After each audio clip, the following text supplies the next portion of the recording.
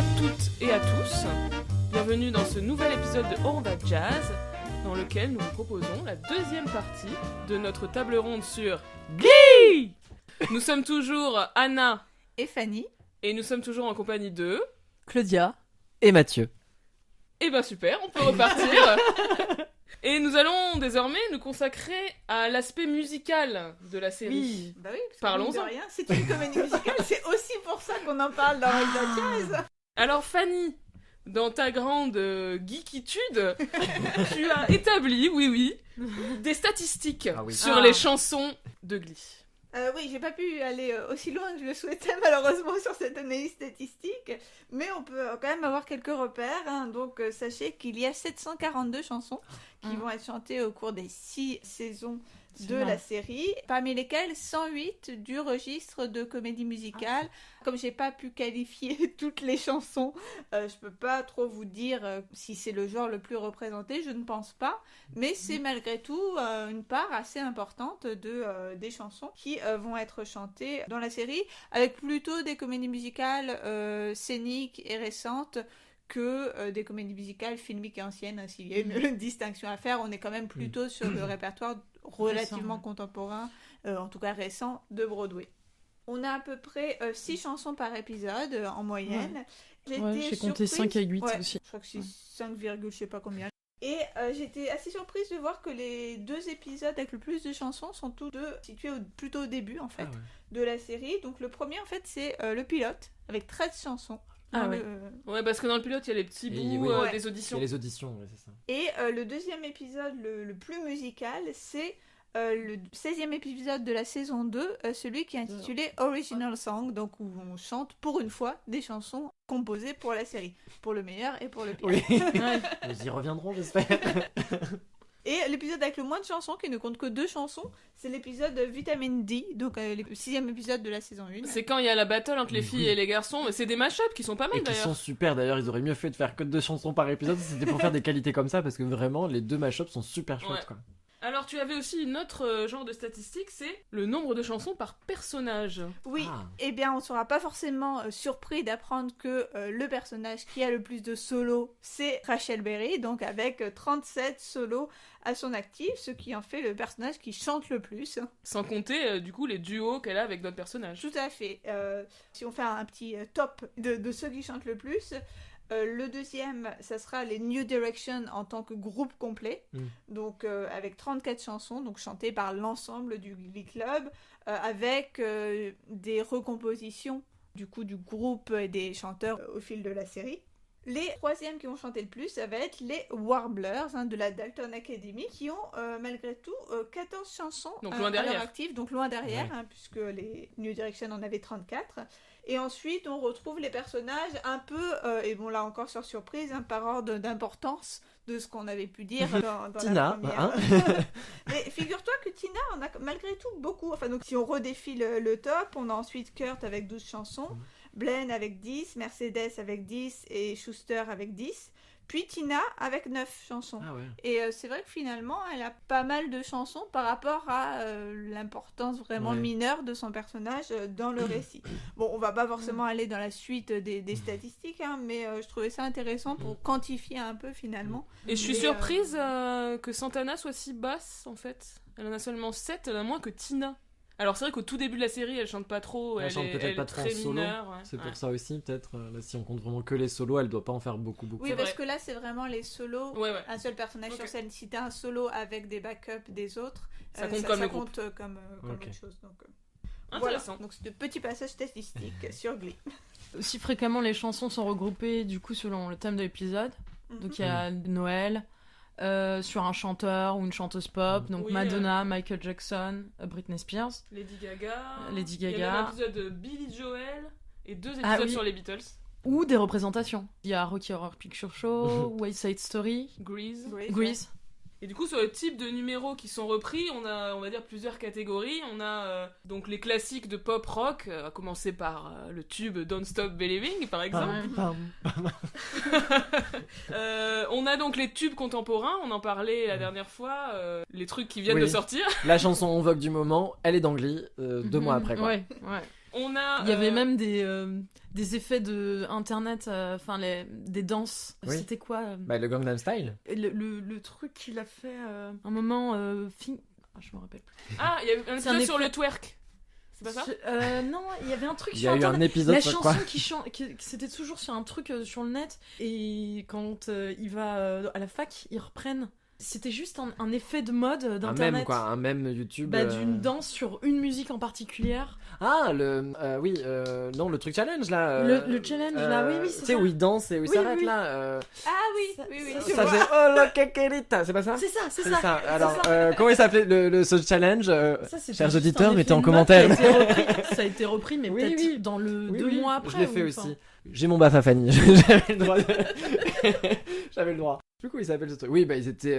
Oui, dès qu'il y avait un truc à faire. Dès qu'il y d'actu, avait un il truc, fallait le faire, voilà. Donc troisième type de numéro, c'est donc comme tu disais Fanny, les chansons de comédie musicale. Alors j'ai essayé de me demander lesquelles comédies musicales étaient les plus reprises. Alors il y a sans doute Funny Girl quoi. évidemment, Ouais. puisque dans les saisons 4, 5, il y a toute une intrigue autour de Rachel qui est castée dans le revival de Funny Girl à Broadway. Donc on avait d'ailleurs parlé de ça quand on a fait l'épisode sur Funny Girl.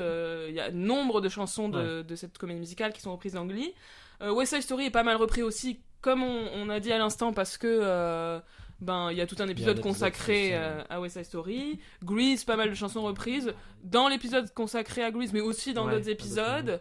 Après, je ne sais plus exactement, mais il y a Wicked, il y a au moins Oui. il y a Popular, il y a Defying Gravity par 2 fois, il y a For Good. Oui, quand ils vont sur scène, ils vont carrément voir le plateau de Wicked. Ouais, exactement. Tu avais des statistiques justement sur les comédies Ouais, musicales, c'est ça? Ah, super. Je te fais ça en direct. Ah bon, fais bah... ça, un petit tableau croisé dynamique qui va nous Ah bah, dire. génial. Tu vas nous dire si on avait raison. C'est interactif, j'adore.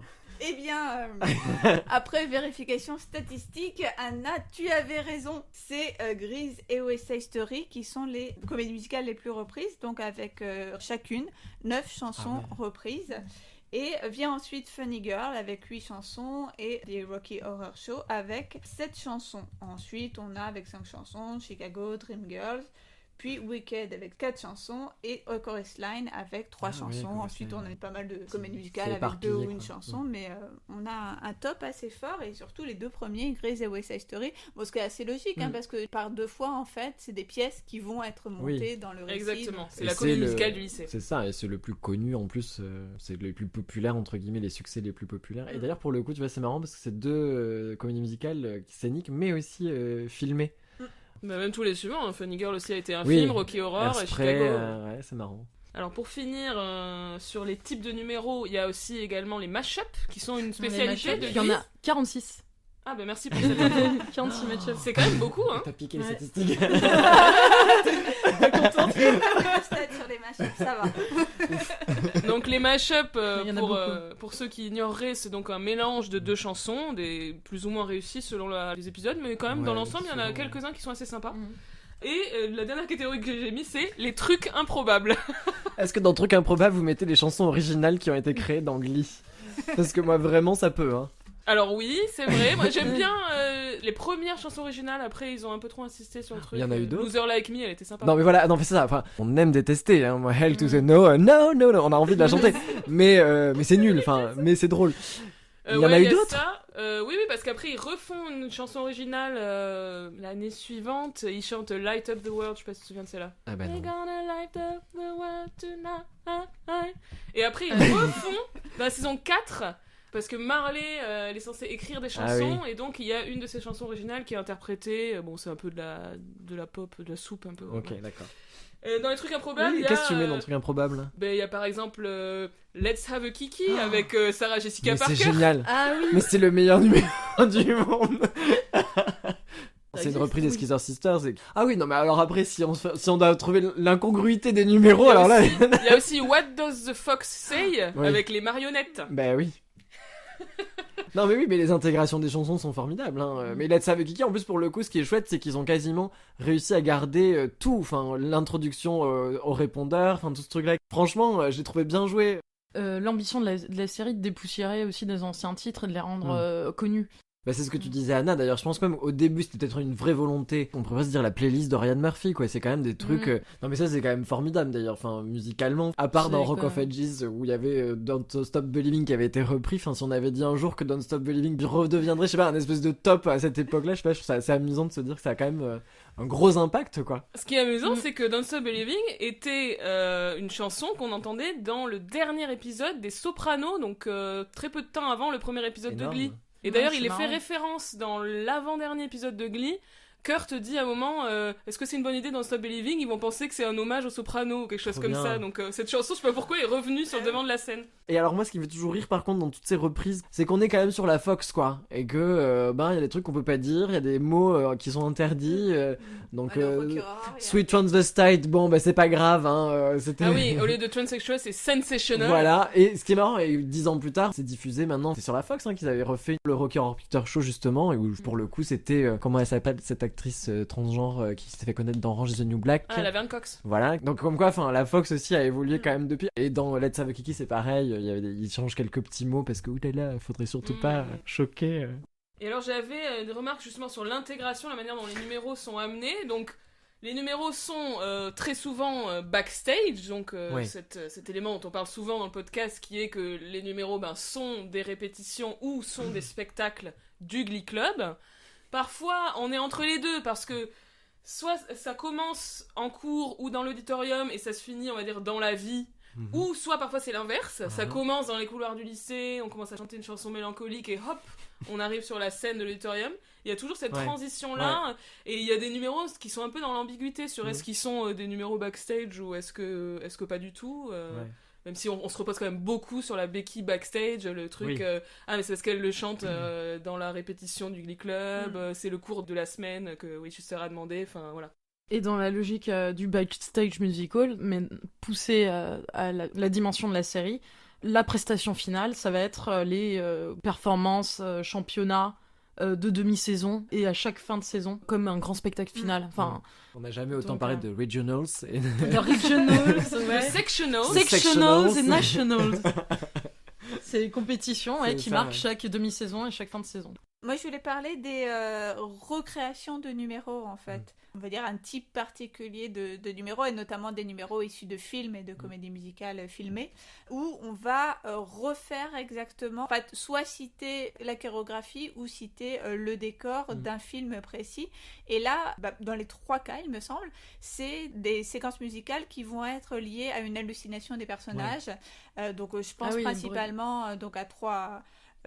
il y a les clips de De Britney Britney. Spears, mais je pensais dans le domaine de la comédie musicale Ouais. classique à la citation de Chick to Chick, à la citation du numéro You Are the World to Me de Mariage Royal, et enfin à la citation de Make 'em Laugh de Chantons sous la pluie. Donc dans les trois cas, on reprend en fait le dispositif originel, on cite vraiment de façon directe le film, et là je pense que ça fait typiquement partie des choses très peu connues des spectateurs, en tout cas Ouais. du cœur de cible auquel ça s'adresse, Ah oui. hein, donc les jeunes américains ou les jeunes, quelle que soit la nationalité, contemporains, et on va aller puiser dans ce répertoire des films classiques. Et pour l'avoir montré ces numéros à des étudiants donc français d'aujourd'hui, il y en a qui ne savaient pas en fait que c'était des citations de films anciens. Moi, c'est aussi pour ça que Glee garde quand même une petite place dans mon cœur. On en sait toutes les limites du soap opera, on le sait.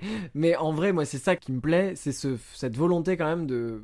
Ça vulgarise d'une façon, quoi. La comédie musicale, ça l'emmène à un nouveau public, à des jeunes qui ne le connaissaient pas. Et après, s'ils ont envie d'aller pousser plus loin, de rechercher, mais qui était Christine Chenoweth, qu'est-ce que c'était Make 'em Laugh, qu'est-ce que c'est très bien, mais il y a au moins une première... S'il y avait une première approche quand même de ça, et pour nous, encore plus français, ou dans des pays où on était très en retard et on n'avait pas cette culture-là du show à l'américaine, etc., c'était des petits bouts comme ça qu'on grappillait, et qu'on disait, oh là là, ça y est, on commence à toucher un peu du doigt la comédie musicale américaine. Donc c'est vrai que ces hommages-là ont permis de bien démocratiser, et avec en plus tout le système de vente, etc., de chansons, c'est devenu hyper iconique finalement par Glee, quoi. Je pense à la démocratisation du musical américain. Enfin moi, ma sœur, quand je lui dis qu'il y a Funny Girl à Paris, elle me dit « Ah mais c'était la comédie musicale préférée de Rachel dans Glee, quoi. » Bah oui.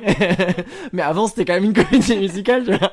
Mais voilà, donc je pense que c'est un vrai marqueur, ouais. Ça a quand même bien démocratisé la comédie musicale. Donc quand même merci Glee à un moment. Ouais. Alors je voulais mentionner un élément que je trouve intéressant, même si ce n'est pas subtil. Souvent la caractérisation des personnages est liée au style de musique qu'ils aiment. Chaque personnage a un peu son style. On a, on va dire, le classique rock pour Finn, par exemple. Ouais. C'est lui qui propose Don't Stop Believing. Et d'ailleurs, ça, c'est aussi lié à la persona de Cory Monteith, qui, par exemple, lors de son audition, avait chanté Can't Fight This Feeling Anymore, qui est la chanson qu'il chante sous la douche dans le pilot. Donc c'est intéressant parce qu'ils ont repris sa chanson d'audition. Ouais. Et c'est le cas pour plusieurs autres comédiens. Oui. On a évidemment les ballades romantiques belt pour Rachel, c'est sa spécialité. Oui, et Barbara Streisand. Voilà, et Barbara Streisand, c'est aussi c'est un genre en soi. Voilà, on a la soul / R&B / gospel pour Mercedes, et encore une fois, c'est un petit peu cliché et restrictif, mais... Oui, mais là, elle est bonne dedans. Exactement, donc forcément, exactement. Et du coup, des fois, ils en jouent. Par exemple, il y a l'épisode où Kurt, il essaie de chanter de la country. C'est hyper drôle. Oui. Mais Kurt, pour moi, c'est encore une fois, c'est le mec on lui fait chanter de tout et n'importe quoi.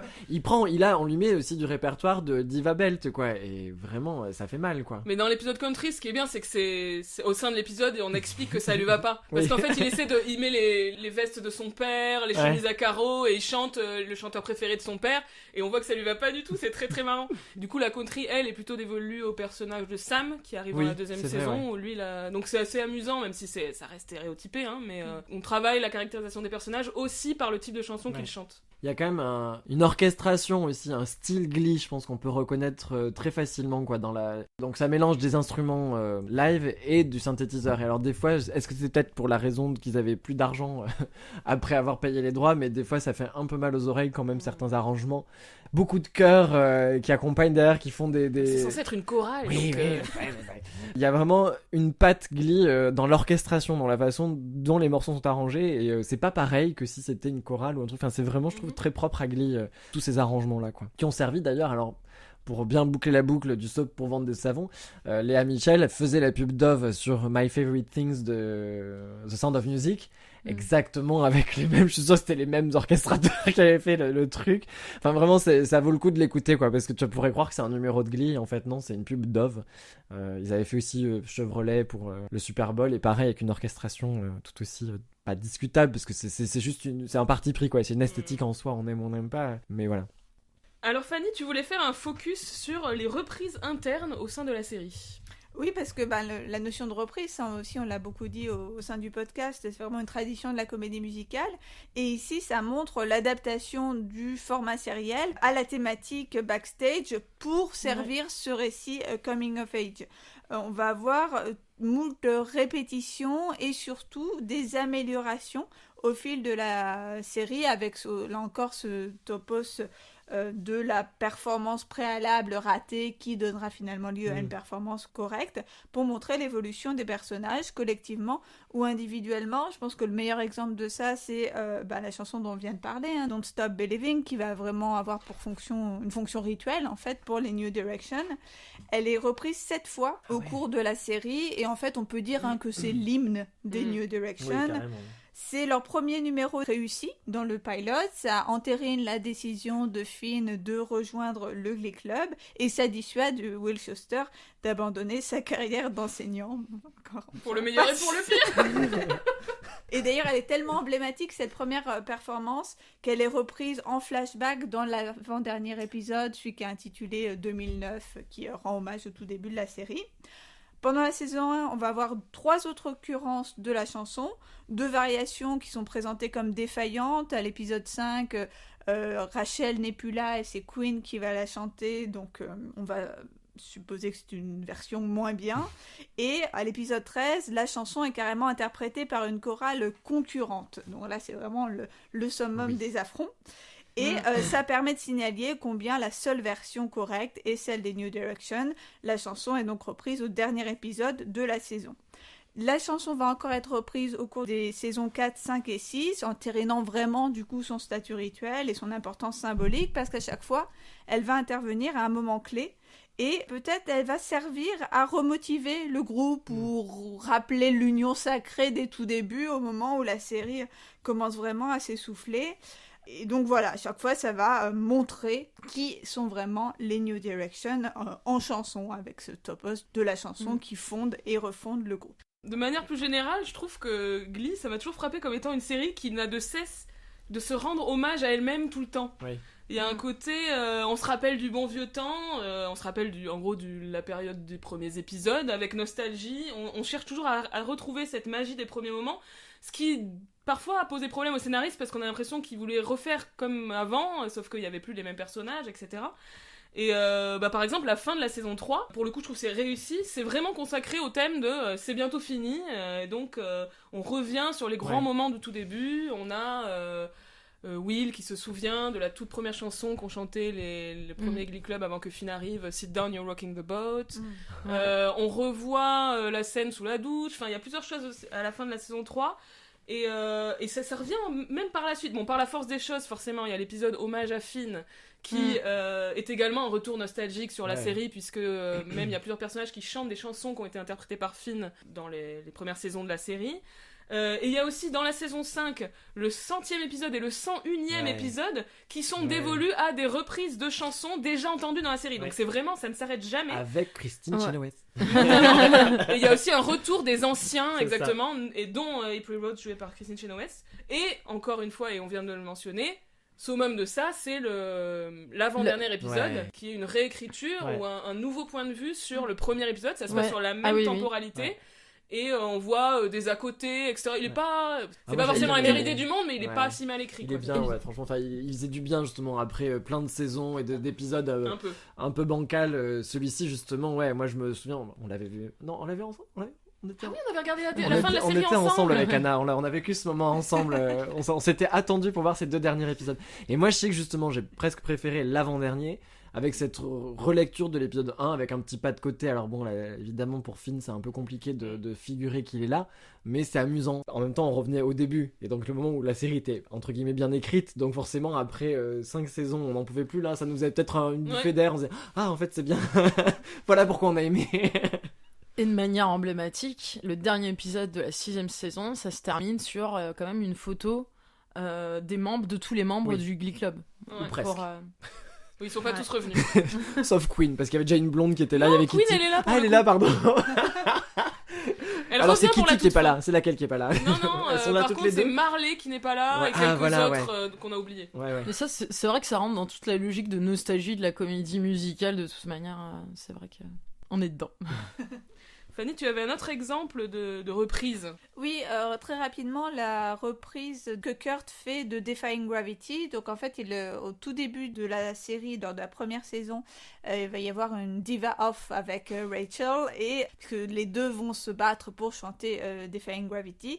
Et en fait, à dessein, il va manquer la dernière note, parce que c'est une chanson qui est censée être chantée par une femme, et c'est un moment où il a peur que assumer sa sexualité, qui est ici associée à assumer sa part féminine entre guillemets, soit quelque chose qui lui porte préjudice et qui porte préjudice à son père. Donc bref, à ce stade-là en fait il fait exprès de louper, mais lors de la reprise de la chanson dans la saison 5 il parvient à chanter la chanson sans difficulté. Et évidemment le fait qu'il ait réussi finalement à chanter la chanson, ça montre qu'il a réussi à s'accepter et à accepter son homosexualité. Alors ce qui est assez rigolo, c'est que sur YouTube on trouve des montages en fait des 2 versions où les internautes commentent très souvent justement la progression du personnage entre la première et la 5e saison. Moi j'avais un petit commentaire sur la manière dont les numéros sont mis en scène et notamment dont ils sont montés, que je trouve parfois très frustrant parce que c'est vraiment un montage clipesque qui est qui est la mode contemporaine, mais où on n'a pas le temps, alors que souvent il y a très rapide. Ça passe d'un plan à l'autre, alors quand même dans l'ensemble il y a de très bons danseurs dans la série, et on aimerait bien voir Heather Morris et Harry Shum Jr. qui joue Mike par exemple, on aimerait les voir danser sur le long quoi, et là on a toujours la caméra qui change qui se rapproche tout d'un coup, c'est infernal. Il y a un côté, on aimerait aussi que ça puisse changer selon le genre du numéro, selon son rythme, ce qui est très bien fait par exemple dans Crazy Ex-Girlfriend pour le coup. Et là c'est pas du tout ça, c'est toujours la même façon de monter les numéros, ils se ressemblent tous visuellement parlant.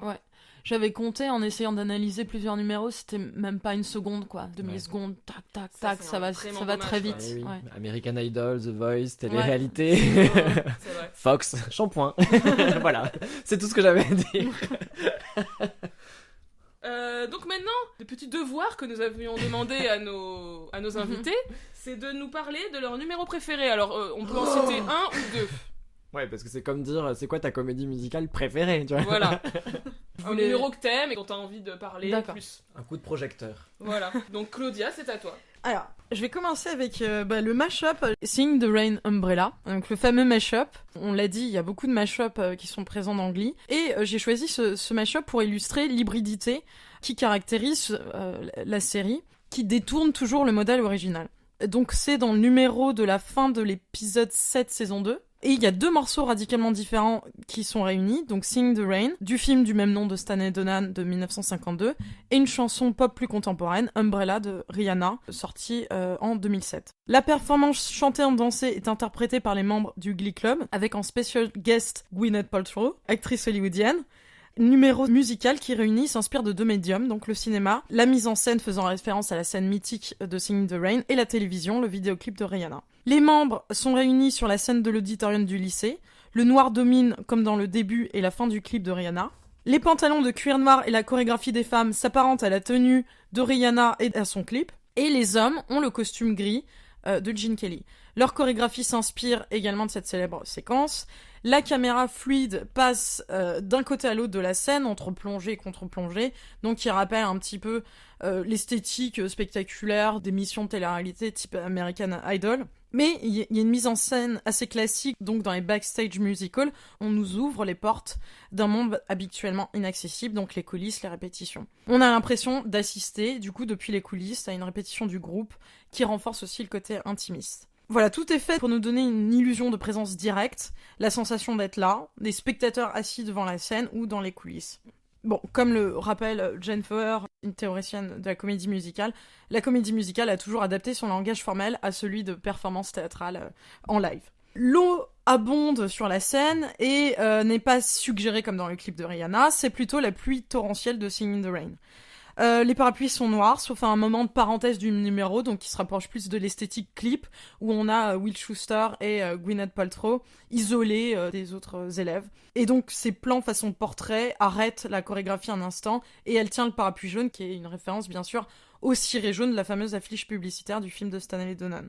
Toutes ces références et clins d'œil, le film de 1952 associé au clip de Rihanna. Il y a un certain mariage incongru du coup, et en fait, c'est la logique de Glee, plus la différence est grande et impossible à rassembler, plus le mashup promet d'être réussi. C'est ce que explique Will à ses élèves dans l'épisode 8 de la saison 1. Will veut faire comprendre à ses étudiants l'importante leçon à retenir de la pratique du mashup qui est la mixité, la tolérance, l'hybridité.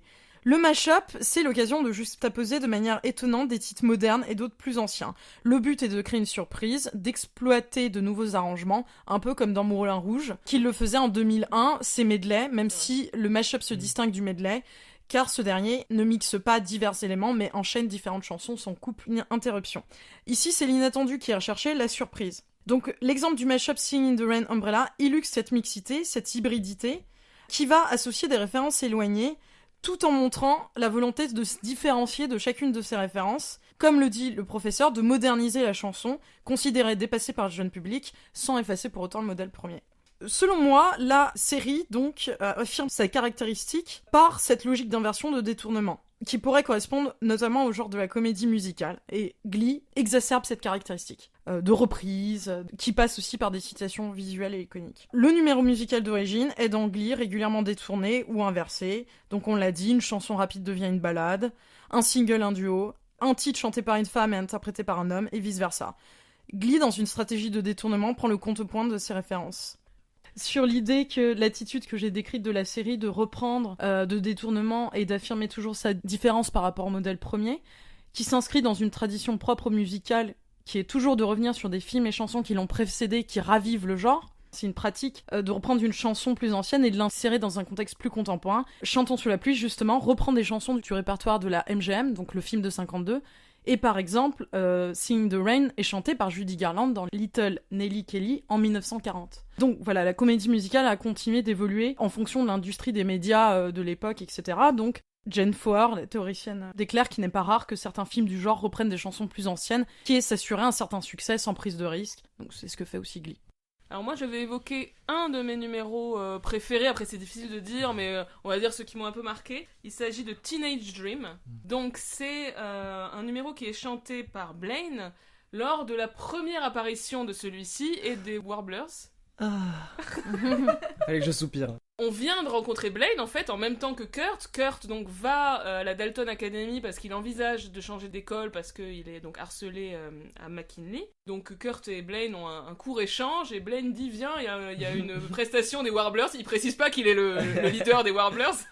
Et donc on découvre à cette occasion que Blaine chante pas mal du tout. Et je trouve ce numéro très charmant et il y a vraiment une très grande efficacité pour mettre le spectateur dans le même état que Kurt, c'est-à-dire l'état presque du coup de foudre, quoi. C'est-à-dire Du fangirling. du fanboying. Ah oui, pardon. Il y a plein de contre-chants sur Kurt qui est là, mais waouh, c'est incroyable ce mec.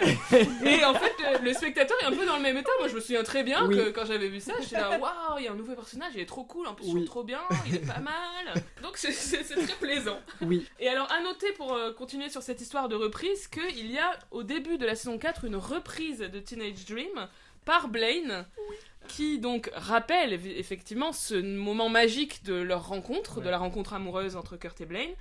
Un moment triste puisque leur amour est menacé à ce moment-là, puisque, spoiler alert, ce salaud de Blaine a trompé Kurt. Avec le mec qui le harcelait au collège, c'est au lycée. Non, c'est après. Parce qu'après il sort avec Dave Karofsky, ouais. Oh là, dans la saison 6. Rien ne va. Mais bon, Teenage Dream. Et à noter donc que cette interprétation assez belle de Teenage Dream, dans une version totalement différente, puisqu'il est seul au piano et c'est plus une balade, et je crois, de toute la série, la seule chanson qui a été enregistrée en direct sur le plateau, au lieu d'être enregistrée en studio auparavant, et on entend dans la voix de Darren Criss l'émotion et la puissance, c'est vraiment très beau. Cœur avec les doigts, je le dis puisqu'on le voit pas. Alors moi, mon numéro préféré, il y en a plein, mais le plus iconique et qui me parle le plus, c'est Don't Rain on My Parade, donc que chante le personnage de Rachel pour sauver la mise à son groupe, puisque toutes leurs chansons ont été volées par les groupes concurrents. Alors je crois que c'est au Sectionals, enfin c'est à quel moment, à quelle compétition ils sont...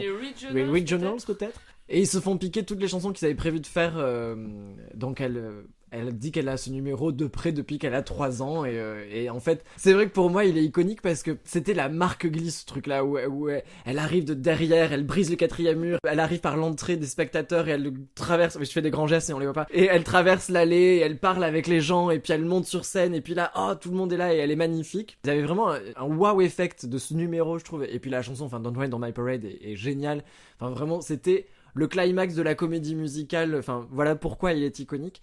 Et là où pour moi il m'évoque des trucs, c'est que je le trouve du coup d'autant plus faible quand il en refait, ce que je disais au Tony Award. Parce qu'elle fait exactement la même chose, elle entre par derrière. Exactement. Oui, en fait il retente la même mise en scène, mais sauf qu'en fait on est au Tony Award avec toute l'intelligentsia de Broadway, c'est pas Glee quoi, et en fait pour moi ça fait un flop énorme. Elle monte sur scène, enfin il y a des plans de Will Smith où elle lui chante et en fait on sent même qu'elle est tellement nerveuse. Il y a l'envers du décor quoi, il y a ce que la série nous a vendu et qui vraiment moi m'a fait fantasmer, ce moment où elle arrive et tout. Et quand on la voit quelques années après, je crois que c'est 2 ans après, et elle le fait, elle est tellement stressée, elle monte sur scène, c'est pas très juste.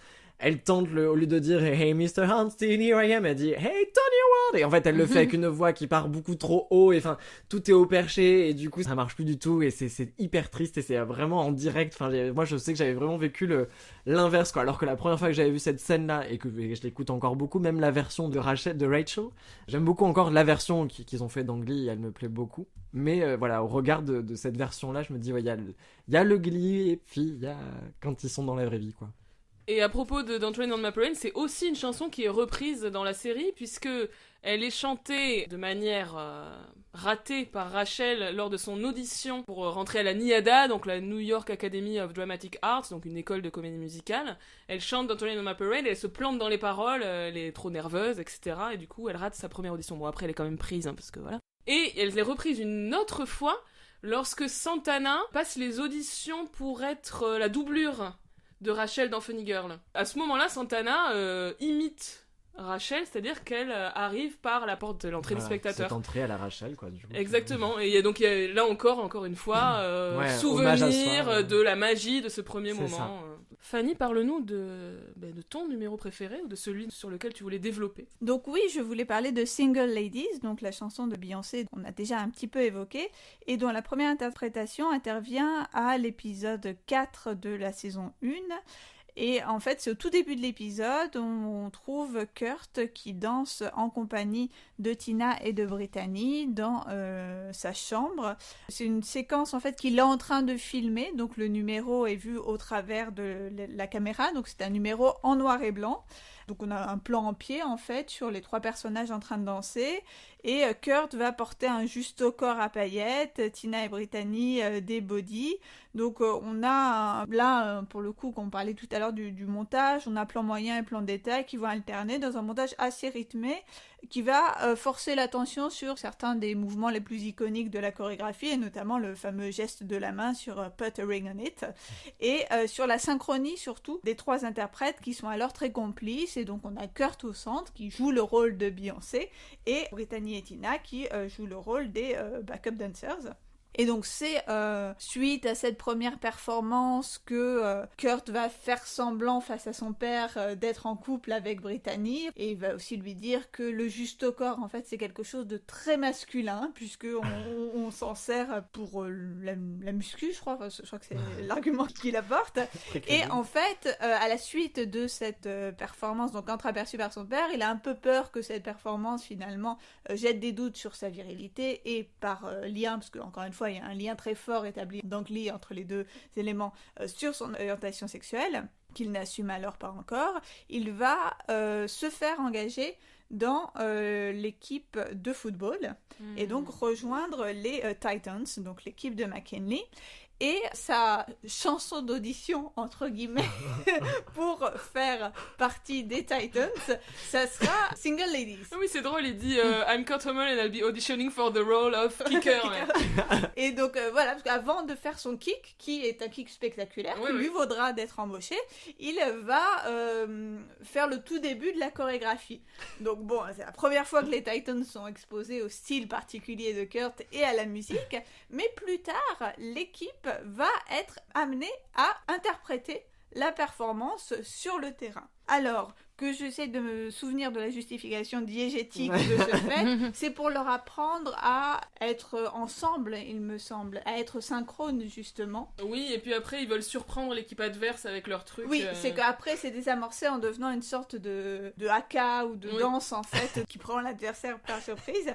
Mais donc on va avoir toute une équipe de colosses, donc avec en plus leurs équipements de football américain qui font des énormes carrures, qui vont se trémousser en réclamant donc qu'on leur passe la bague au doigt. Donc ça évidemment c'est très très incongru et c'est une séquence pour revenir sur les questions un peu genrées qui peut être vue comme camp ou en tout cas prompte à brouiller les normes de genre traditionnelles. Mais bon, il y a quand même la façon dont la danse est filmée qui va avoir vocation à la masculiniser et donc à minimiser en fait le risque de troubler véritablement les normes de genre. Alors déjà dans les costumes, puisqu'encore une fois comme je l'ai dit, ils portent leur équipement complet de foot, mais aussi dans la fonction de la danse qui, comme je viens de le dire, va devoir impressionner et tu disais à surprendre l'adversaire. Le montage va également beaucoup jouer parce qu'on est typiquement dans ce que tu évoquais, du montage rapide et alterné. On va avoir de nombreux contre-champs sur le public, vraiment surpris pour montrer l'incongruité de la performance, mais du coup on montre moins la danse que l'effet que provoque la danse sur le spectateur, et du coup là c'est toujours assez classique comme technique, ça annule un peu le potentiel regard réifiant du spectateur sur ses corps masculins. Et on a aussi certains des mouvements les plus queer ou ambigus qui sont un peu mis en retrait, par exemple lorsque les danseurs font le geste de passer leurs bras au-dessus de la tête et d'avancer en faisant mine de se fouetter les fesses. Je ne sais pas si vous visualisez ce mouvement de la choré. Et bien, à ce moment-là, il y a un raccord qui intervient en fait dans la séquence. Donc c'est un geste finalement qu'on voit pas vraiment, donc un petit peu l'honneur est sauf, si on peut dire. Et enfin, il y a quelque chose qui va encore minimiser ce risque de réification des corps masculins, c'est l'absence d'individualisation du corps des danseurs, tandis que dans la première séquence on voyait bien les 3 interprètes danser. Ici on est avant tout dans un numéro assez classique de numéros d'ensemble qui montre la synchronie et la force du groupe. La troisième occurrence et la dernière donc interprétation de Single Ladies, elle aura lieu un petit peu plus tard dans la série, au cours de l'épisode Goodbye, donc le 22e épisode de la saison 3. Et c'est alors Burt Hummel, donc le père de Kurt, qui va endosser le rôle de Beyoncé, accompagné, comme son fils à l'origine, de Brittany et de Tina. Donc c'est une allusion directe à la performance de Kurt dans sa chambre. Et on a même quelques images de la séquence en noir et blanc qui vont être intercalées avec la performance de Burt. Donc là encore, on est dans un cas de citation d'un précédent épisode qui va avoir pour vocation de souligner l'évolution du personnage. Puisque au début, Burt regardait cette danse avec une certaine suspicion, jugeant qu'elle n'était pas assez masculine pour être dansée par un homme, et bien en effectuant cette danse, il indique combien il a accepté la personnalité de son fils, sexualité et goûts musicaux compris. Il va lui-même jouer sur la fluidité des identités de genre, en enfilant un gant à paillettes pour l'occasion, tout en conservant en fait son habit très col bleu habituel avec sa chemise à carreaux, son jean et sa casquette, mais il aura le petit gant à paillettes. Bon, c'est une prestation qui, par ailleurs, va en rien compromettre la virilité de Burt, puisqu'il est clair qu'elle a valeur d'hommage à Kurt. Mais en se mettant à la place de son fils, tout en gardant visible la maladresse qu'il a effectué les pas, Burt va indiquer encore une fois sa bienveillance par rapport à cette masculinité dominée, qui est celle de Kurt, sans pour autant s'y identifier. Et on pourrait même dire que pour cette séquence, c'est comme si les rapports de domination étaient inversés le temps d'une chanson, parce que pour une fois, c'est la masculinité de Burt qui est inadéquate, tandis que c'est celle de Kurt qui va être la référence. Alors Claudia, tu avais peut-être un deuxième numéro ? Je vais parler de Like a Virgin. C'est un épisode consacré à Madonna, épisode 15, saison 1 de Power of Madonna, qui est une séquence qui met en parallèle 3 couples différents, donc Rachel et Jessie, Will et Emma, et Finn et Santana. Avant que la chanson Like a Virgin commence, nous voyons successivement Finn, Rachel et Emma qui se regardent anxieux devant le miroir. Donc anxieux pourquoi ? Parce que les 3 s'apprêtent à perdre leur virginité, et les paroles de la chanson sont donc détournées pour prendre une signification beaucoup plus innocente. Les 3 femmes, Santana, Rachel et Emma, sont associées visuellement par leur tenue. Elles portent une chemise de nuit violette, mais leurs gestes aussi parfois coïncident dans le montage. Mais l'association s'arrête là. Les personnages qui sont en fait réellement associés à travers cette séquence, c'est Rachel, Finn et Emma, qui sont les 3 personnages qui s'apprêtent à perdre leur virginité. Durant la séquence, des coupes à 1 seconde près, parfois à 1 demi-seconde, donc on en parlait, qui dépendent du rythme de la musique, nous font passer d'un espace à l'autre, d'une chambre à l'autre, d'un couple à un autre. Plusieurs raccords de gestes lient les différents espaces. Par exemple, nous voyons Rachel se dégager de l'étreinte de Jessie effrayée et Finn continue le geste de celle-ci en venant s'asseoir sur le bord du lit, du même côté vers laquelle Rachel se dirigeait. Donc de nombreuses actions et positions lient donc Finn à Rachel à Emma. Will se trouve allongé sur le corps d'Emma alors que simultanément c'est Santana qui se retrouve sur Finn et ensuite Jessie sur Rachel. Santana, de par son expérience, du coup, est associé aux hommes, à Will et à Jessie. Et c'est par leur innocence que Finn, Rachel et Emma sont rassemblés. Finn est donc entièrement féminisé au sein de la performance, mais aussi à travers le récit de l'épisode. Cette performance est d'ailleurs très intégrée, donc, comme la plupart des numéros d'Angly, au sein de la narration. Finn est féminisé au préalable, là il y a une petite blague. Santana, en pleine discussion avec Brittany, déclare qu'elle a besoin d'un homme plus jeune qu'elle pour se sentir supérieure. Elle lui conseille, Finn, qu'elle juge stupide. Elle déclare ensuite que si elle veut qu'un homme la suive partout, il faut qu'elle lui prenne sa virginité. Cette déclaration présente comme un état de fait quelque chose un peu absurde, et ce soi-disant cliché rapprocherait davantage Finn d'une femme qui, si on reste dans le cliché, la perte de la virginité serait plus importante que celle d'un homme. Santana, qui va tenter de le séduire après, l'aborde en l'appelant Finnocence. Finn est réifié, il est uniquement vu comme un objet de contemplation, candide et niais. Mais c'est la performance chantée qui est véritablement féminisée. L'unique fait qui diffère, c'est que Finn perdra vraiment sa virginité, contrairement aux 2 autres, car l'ambiance est plus érotisée, il y a une petite lumière rouge, alors que dans les autres chambres, l'éclairage reste blanc. La féminisation passe directement dans la mise en scène à travers le numéro musical, donc comme j'ai dit, très narrativisé, qui inverse les genres. Mais on peut affirmer cette séquence le rapproche aussi des anti-héros des teen movies et des comédies de dépucelage, où le dépucelage devient le rite de passage pour devenir un homme. La virilité n'est donc pas une évidence, mais une construction. Il n'est pas encore tout à fait homme et se comporte de manière gauche et apeurée, c'est la caractéristique de Finn. Moi, je voulais parler de ce numéro parce que c'est encore une stratégie de détournement qui consiste un peu à subvertir la chanson initiale dans un numéro qui le rapproche des hérotines avec cette comédie de dépucelage. Merci.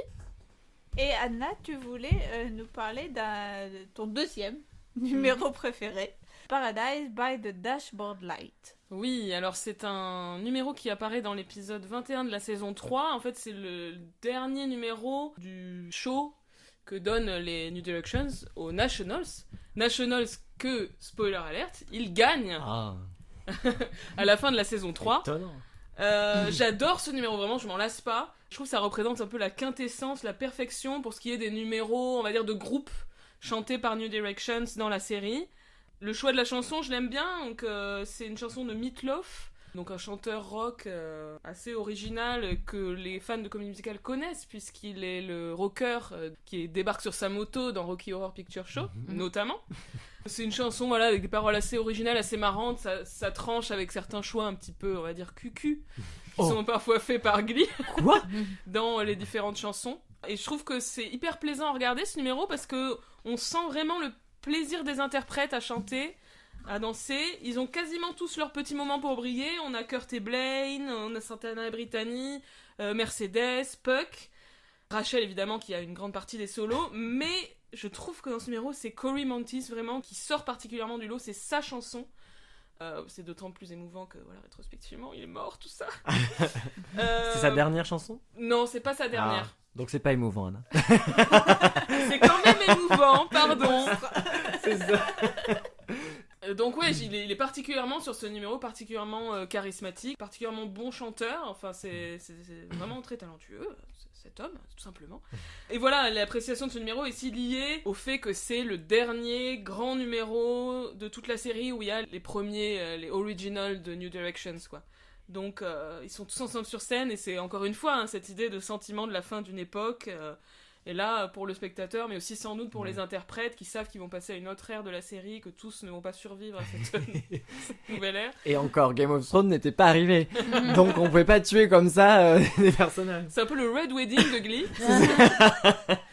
Voilà, pour les interprètes, pour les scénaristes, pour l'équipe en général. Enfin voilà, ça marque un peu la fin d'une ère et c'est ce qui rend, en plus du fait que le numéro est vraiment très très bien, très accompli, les costumes sont magnifiques, les chorégraphies sont sympas, c'est rigolo, les interactions entre les personnages et tout, mais voilà, c'est cette dimension supplémentaire, l'émotion du fait que c'est le dernier grand numéro on va dire, du Glee original. Ouais. Donc maintenant que nous avons abordé pas mal l'aspect musical, on peut revenir, même si on l'a déjà un petit peu évoqué, sur les différentes thématiques qui sont abordées dans la série. Alors oui, on voulait revenir sur la proximité de Glee avec les codes du teen movie. Parce que bien sûr, on va retrouver dans la série beaucoup des grandes thématiques, des personnages, des archétypes qui sont propres à ce genre cinématographique, donc qui, on le rappelle, s'adresse et met en scène des adolescents. Ça reprend quand même vachement les codes du teen movie, mais il faut quand même se rappeler que Glee, encore une fois, est arrivé juste après High School Musical, qui passait sur Disney. Je me demande, enfin, est-ce que la création de Glee est liée au grand succès qu'a eu High School Musical ? Enfin, alors, j'imagine. La création, je sais pas, mais au moins le fait que la Fox se dise allez banco, on y va quoi, puisque High School Musical était juste un teen movie musical diffusé sur Disney Channel, donc pas forcément au cinéma, donc quand même pour une chaîne télé, même si elle était privée. Donc oui, je pense que c'était le bon moment. Et puis il y avait, comme tu disais, American Idol, enfin plein d'émissions de télé-crochet qui faisaient de la musique live comme ça. Donc, puis c'est un genre phare pour Ryan Murphy. Scream Queens. Scream Queens, donc c'est une série qu'il a fait après Glee. Il a fait tellement de séries que j'ai plus trop les dates, mais une série dans laquelle on retrouvait d'ailleurs Léa Michel. Bah oui, c'est ça, c'était un peu l'après-Glee. Oui. Et qui est aussi dans les high school, enfin... Ouais. Oui, teen movie. Alors pour le coup, ça se passe sur un campus d'université, je crois, mais bon, c'est les mêmes codes du teen movie, quoi. Les lieux emblématiques, lycée, université. Mais je sais pas si c'est propre à Ryan Murphy. Enfin, ce qui est propre à lui, c'est plus de prendre un genre et de jouer dedans, quoi. Et de jouer dedans. Il prend, je vais faire de l'horreur, ben allez, je vais mettre ma patte Ryan Murphy dedans, je vais faire du teen, alors je me mets dedans. Et après, limite, j'aurais plus tendance à dire que l'horreur et la musique seraient ces genres, parce qu'il y a toujours, même dans Glee d'ailleurs, il y a une scène où, sous Sylvester, il refait une scène de Shining quand même, où il y a un vélo, le gamin avec le vélo et tout, quand même, tu vois, enfin. Donc il joue, il s'amuse, quoi, c'est un gamin. Justement, j'ai sous les yeux une citation où il dit qu'il veut faire différent de High School Musical. Pour lui, les acteurs ne se mettent pas à chanter comme ça sans raison. Il voulait que ça soit vraiment très intégré. Mais Alors là, personne ne le voit, mais vraiment, Anna, Fanny et moi, on a fait une moue. Genre, vraiment, la moue. C'était peut-être son ambition, en effet, mais après, là, effectivement, Glee, c'est un peu ce qu'on peut reprocher aussi. Il y a eu High School Musical, et dans la foulée, et ça a été le truc aussi où on l'attendait au tournant. Il fallait pas que ça soit un double High School Musical, donc... Et même si, bah tiens, le quarterback, alors il est pas basketteur, il est quarterback, hein, mais c'est le mec populaire qui est tiraillé entre son envie de chanter et en même temps son besoin de popularité. Donc rien que là, déjà, le lien est évident. Puis avec le ton ironique et sarcastique qui est bien sûr pas présent dans High School Musical. Non, mais c'est vrai que la prétention de Ryan Murphy pour Glee, c'était de faire une réinvention du musical un peu différente. Bon, finalement, ça reste très quand même traditionnel dans la comédie musicale. Ouais, après... il voulait faire une comédie musicale étrange et hybride. Ouais, il avait tout intérêt de toute façon à le promouvoir comme ça, bien sûr. Ouais. Alors je vais faire un truc qui va être un peu pareil, mais pas trop. Bon, moi je me dis à sa place, j'essaye de le vendre quand même, quoi. C'est sûr. J'avais une mini remarque. Donc on a listé un peu tous les codes des personnages de teen movie, etc. Je voulais noter quand même qu'on a un truc très gênant, c'est le personnage du geek, dans la personne de Jacob Ben Israel, qui est vraiment très très cringy, vous savez, celui qui fait les potins là, et qui fait des blagues de cul. Là on est au niveau un peu de Eugene dans Grease en termes de traitement des geeks, mais en version obsédé sexuelle, et c'est très très gênant. Sur les codes des teen movies, du coup tout le grand discours des rejetés, la case des rejetés, les losers et tout, bah ça peut complètement s'apparenter au code du teen movie, où oui les nerds, les geeks, les misfits, les misfits, voilà, sont au devant de la scène, surtout dans les teen movies. Oui, tous ceux qui ne correspondent pas au code, qui sont un peu pas dans les conventions, qui sont pas populaires. Ouais. Alors, une question qui est particulièrement traitée dans Glee, bon, c'est aussi lié au fait qu'on est face à un récit adolescent, c'est la question de la sexualité, et notamment la question de l'homosexualité masculine et féminine. Au départ, on a donc un personnage homosexuel, dès le début c'est Kurt, qui sait déjà qu'il est homosexuel, même s'il n'a pas encore fait son coming out. Puis on a plus des parcours de découverte de soi et de découverte de son homosexualité via le personnage de Santana. Donc c'est assez divers malgré tout. Oui, ça parle de tout, mais même, comment dire, j'allais dire des débilités, mais quand on est adolescent et qu'on croit à des trucs et qui sont pas vrais, il y a quand même un mec qui croit qu'il a mis enceinte une nana à cause d'un spermatozoïde dans un jacuzzi quand même. Donc on part de loin sur la sexualité, c'est abordé vraiment de cette manière un peu amusante, je dirais comme des adultes qui regardent des adolescents qui parlent de sexe, quoi, et du coup c'est assez marrant, je pense, en tout cas ça participe au comique, quoi. Et aussi ça permet de montrer le fameux Celibacy Club, qui est quelque chose pour le coup de très américain, parce qu'on a beaucoup plus cette culture, en tout cas revendiquée dans la sphère publique, de l'abstinence. J'allais dire, Fanny, dites-nous ce que c'est que le Celibacy Club, s'il vous plaît. Donc le club d'abstinence, donc les jeunes qui disent qu'ils veulent ne pas faire l'amour et se garder pour le mariage, enfin voilà. Donc ça c'est vraiment très très américain pour le coup. D'ailleurs aussi dans The Glee Project, on voit que Ryan Murphy se prend d'affection pour un jeune garçon qui est un peu dans ce genre de logique, qui veut pas... Il est vierge, etc. Et il affirme, et il dit « Ah mais lui c'est super, il va représenter cet échantillon... » Enfin, vraiment, cette idée d'avoir plein d'échantillons disponibles pour que tout le monde puisse se reconnaître dedans. Ça en dit long sur la misère scénaristique quand ils ont fait Glee Project, ils disent « Oh putain, là on a peut-être un nouveau cas type qu'on va pouvoir exploiter dans le truc. » Nous sommes absolument incapables d'inventer un personnage. Mais toi, tu vas être le personnage. Après, sur l'homosexualité, alors là, je rejoins un peu ton combat, Fanny. C'est bien aussi que des fois, des homosexuels ne soient pas joués par des hétérosexuels, parce qu'il y a eu une énorme ambiguïté pendant très longtemps sur le personnage de Blaine. Darren Criss était-il gay ou n'était-il pas gay ? Il est hétéro, non ? Eh ben, il n'est pas gay, figurez-vous. Mais oui, mais l'ambiguïté a duré très longtemps, figure-toi, et on vous l'a laissé. J'aime bien le caractère de scandale. Oui, parce que autant, tu vois, qu'une personne à mobilité réduite, bon, tu vois, mais là, par contre, on ne rigole pas avec Blaine. Surtout il y avait vraiment tout un doute là-dessus, et il y a eu toute une ambiguïté. Il a joué dans Edwidge and the Angry Inch, il a vraiment repris des rôles et tout. Tu vois, et le mec, il est hétéro, quoi. Donc bon, on vous en laisse un. On vous laisse un mec qui finalement ne fera pas son coming out et qui aurait pu être un très bon gay. Il aurait eu la carte, voyez-vous. On lui aurait donné. Alors moi, je voulais parler rapidement, parce que de toute façon, la série passe dessus très rapidement, malheureusement, du traitement de la bisexualité dans la série. Qui est, à mon avis, qui me saoule. Tout simplement, j'ai écrit sur ma fiche. Ça me saoule. Saoulé par le traitement de la bisexualité. Bah ouais. Il y a un épisode dédié à ça en saison 2. où Blaine et Rachel s'embrassent lors d'une soirée, parce qu'ils font le jeu de la bouteille, c'est encore gros cliché de teen movie. Et ce moment fait douter Blaine, il se dit « Ah tiens, j'ai bien aimé ce baiser, est-ce que peut-être je suis bisexuel ?» Et là, Kurt, qui reste quand même mon personnage préféré à ce moment-là, est vraiment un salaud, parce qu'il lui dit, il l'engueule, quoi, il lui dit « Mais quoi comment tu peux envisager une seule seconde ?» Il a 16 ans, il a le droit de se poser des questions, quoi. Ouais. Et du coup, il y a une espèce de sous-entendu que la bisexualité n'existe pas vraiment, que c'est ridicule, que c'est une phase. La fameuse phase de transition. Voilà, donc pour ceux qui connaissent Crazy Ex-Girlfriend, la chanson Getting By répond bien à tous ces clichés sur la bisexualité. I'm not confused. C'est un peu ça. Et il y a aussi la bisexualité de Brittany, qui pour le coup est traitée, pas vraiment traitée comme sujet, mais qui est montrée. Là, pour le coup, c'est vrai que... On la voit sortir avec des garçons et sortir avec des filles de manière indifférente, et ça va. Peut-être que inconsciemment, il y a une plus grande acceptation de la bisexualité féminine que masculine. Je sais pas. Est-ce que la bisexualité de Brittany, elle arrive pas plus tard dans les scénarios? Moi, j'ai pas l'impression que ce soit au même moment, tu vois. Ça arrive quand même assez vite. Elle dit I'm bi-curious, elle le dit très tôt, ça. Ouais.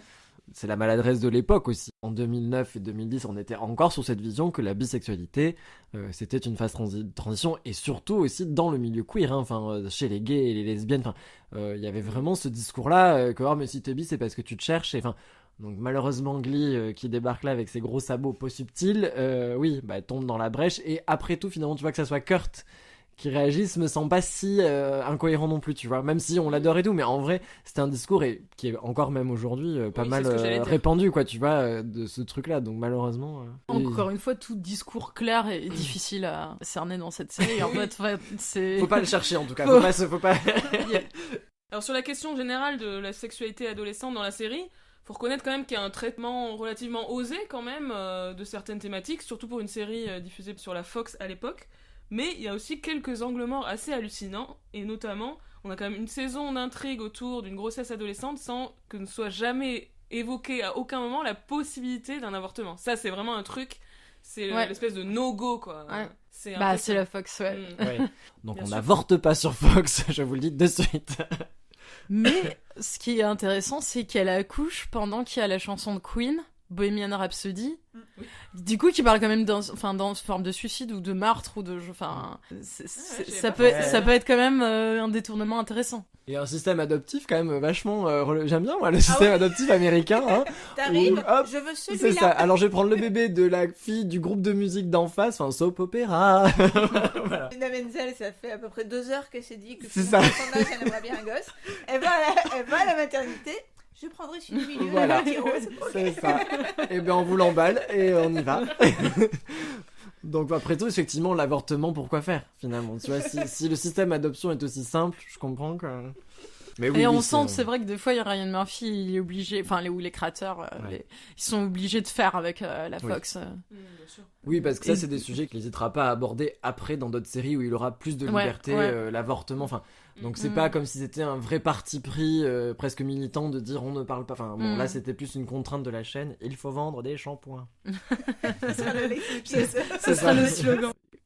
Autre thématique abordée dans Glee, c'est bien évidemment, on l'a déjà un peu évoqué, celle de l'identité de genre, des identités de genre, à commencer par la masculinité. Oui, moi, en le revoyant, ça m'a marqué combien tout le début de la saison 1 était quasiment exclusivement sur ce thème.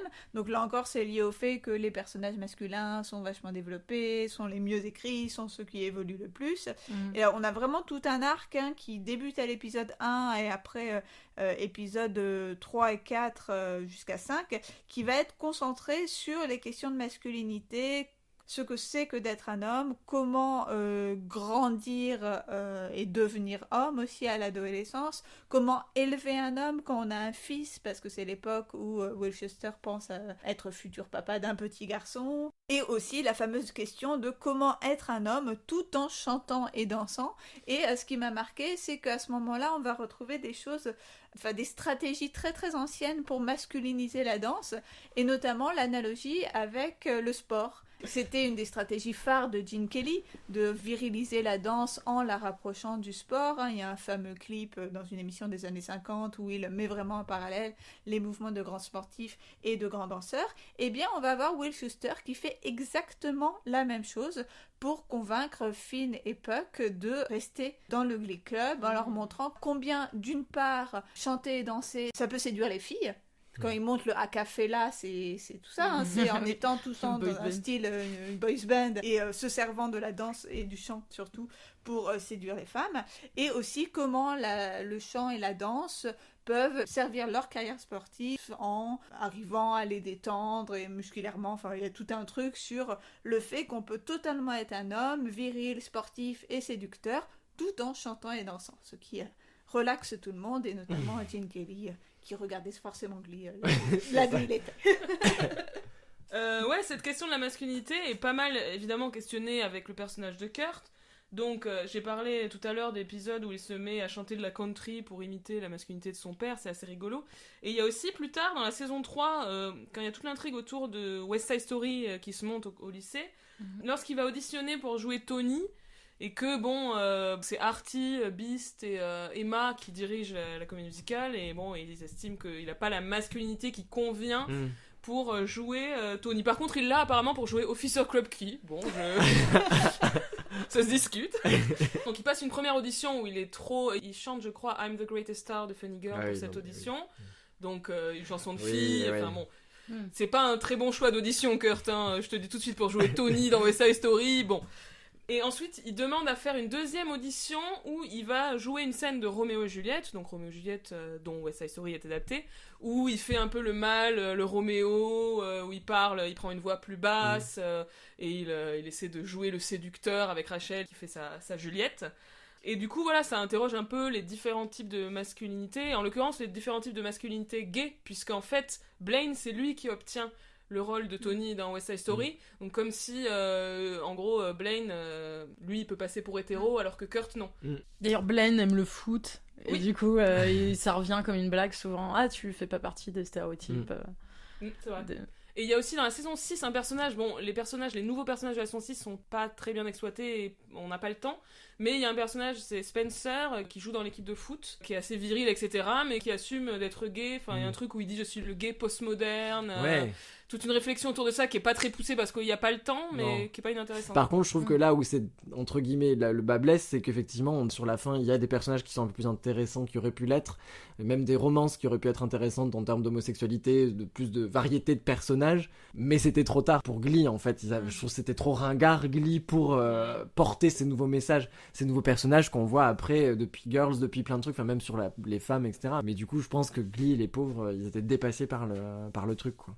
Et alors cette représentation des personnages gays, lesbiens, bi et trans, comment c'est perçu finalement par les spectateurs qui sont concernés ?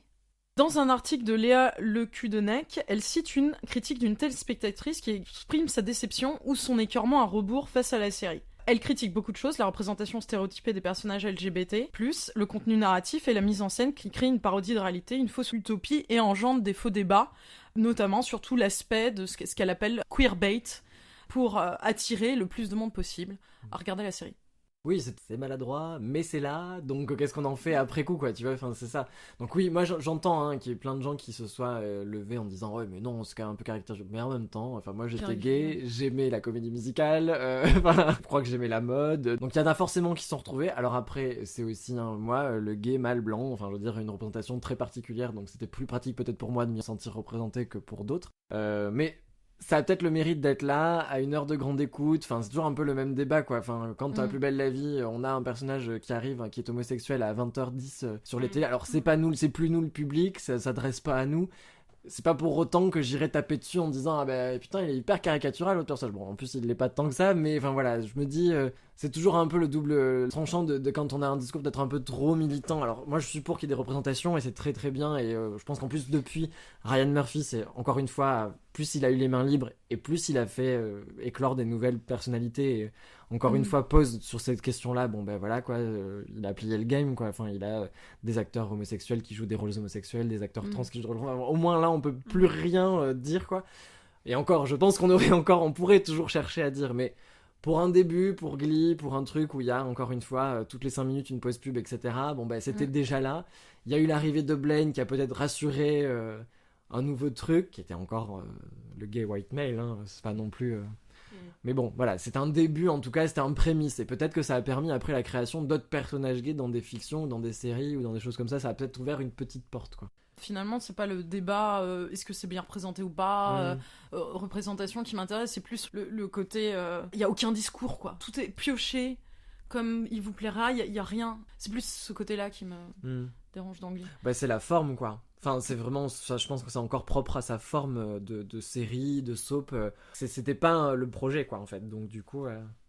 Et alors, autre point qui est largement abordé dans la série, c'est la question de la transidentité. Bon, on va pas y revenir parce qu'on en a déjà parlé lorsqu'on a présenté les différents personnages. Oui, ça concerne donc le personnage de Sheldon Beast et de Unique Adams.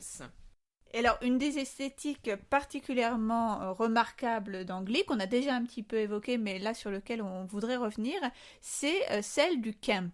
Et c'est marrant pour l'anecdote, la première fois que j'ai eu affaire au mot camp, que j'ai lu ce mot, c'était dans un article sur Glee, dans Les Inrecuptibles à l'époque, au tout début. Et ça m'a marqué parce que je connaissais pas ce mot et l'article expliquait cette notion de camp. Donc, ce style coloré, exagéré, parodique, artificiel, qui se réapproprie des cônes et des icônes gays. Et du coup, le camp, là, est complètement maîtrisé, calculé, voulu, et donc mainstream, donc plus subversif, donc plus camp. Sur la question de rendre la culture des marges mainstream, moi, ce qui m'avait frappé, c'est comment est-ce qu'on interprète ce Vogue de Madonna dans Glee, sachant que Madonna, à l'époque, reprend déjà, en fait, la culture du voguing, alors underground. Et du coup, on a comme j'ai l'impression une mainstreamisation supplémentaire et aussi une blanchisation supplémentaire en passant de Madonna, qui est entre-temps devenue évidemment la superstar qu'elle est devenue, hein, mais voilà, comme si c'était la fin d'un cycle lorsque ça arrive dans Glee, en fait. Quand le ballroom arrive dans Glee, on repart à zéro. En fait, moi je l'interprète comme une stratégie de distanciation comique, encore pas du tout comme du camp, justement. Ouais, ça reste dans une logique de détournement. C'est un hommage.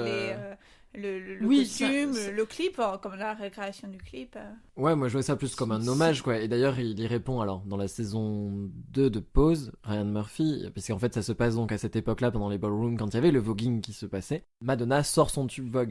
Oui, c'est vrai qu'ils en parlent. Et du coup, c'est Glee en fait, c'est ça, on réutilise un truc qui a déjà été, comme tu dis, mainstreamé, on se le resserre un petit coup, mais pour moi, c'est le broyeur Ryan Murphy qui te raconte l'histoire américaine, encore une fois, de l'histoire de la pop culture, de la culture américaine, et vaille que vaille, peu importe, enfin tu vois un peu le moyen ou la méthode, là c'est Vogue, et je crois que c'est même plus réfléchi comme ça en fait, c'est juste maintenant Vogue est devenu un truc iconique, donc je peux le mettre dans ma série, et c'est même pas réfléchi comme une réappropriation, ça avait tellement déjà été débattu à cette époque-là, et du coup presque il y répond donc dans la saison 2 de Pose, où il y a un vrai débat dans la communauté noire américaine du voguing, qui est ceux qui sont pros, ceux qui sont contre, ceux qui trouvent parce que la première des réactions c'est assez cool, parce qu'elle fait connaître notre culture ballroom. C'est ça, c'est toujours ce truc, c'est est-ce que ça va vraiment servir une cause, est-ce qu'on ne tomberait pas dans l'oubli si jamais ça n'était pas arrivé, Pour finir sur cette esthétique camp, l'artifice, l'exagération, la stylisation, c'est vrai qu'on retrouve pas mal de caractéristiques du camp. Et une autre remarque sur le côté justement mainstream, le mash-up à la base c'était une pratique illégale. Enfin, c'était aussi pour détourner un petit peu cette industrie musicale, pour pirater un petit peu.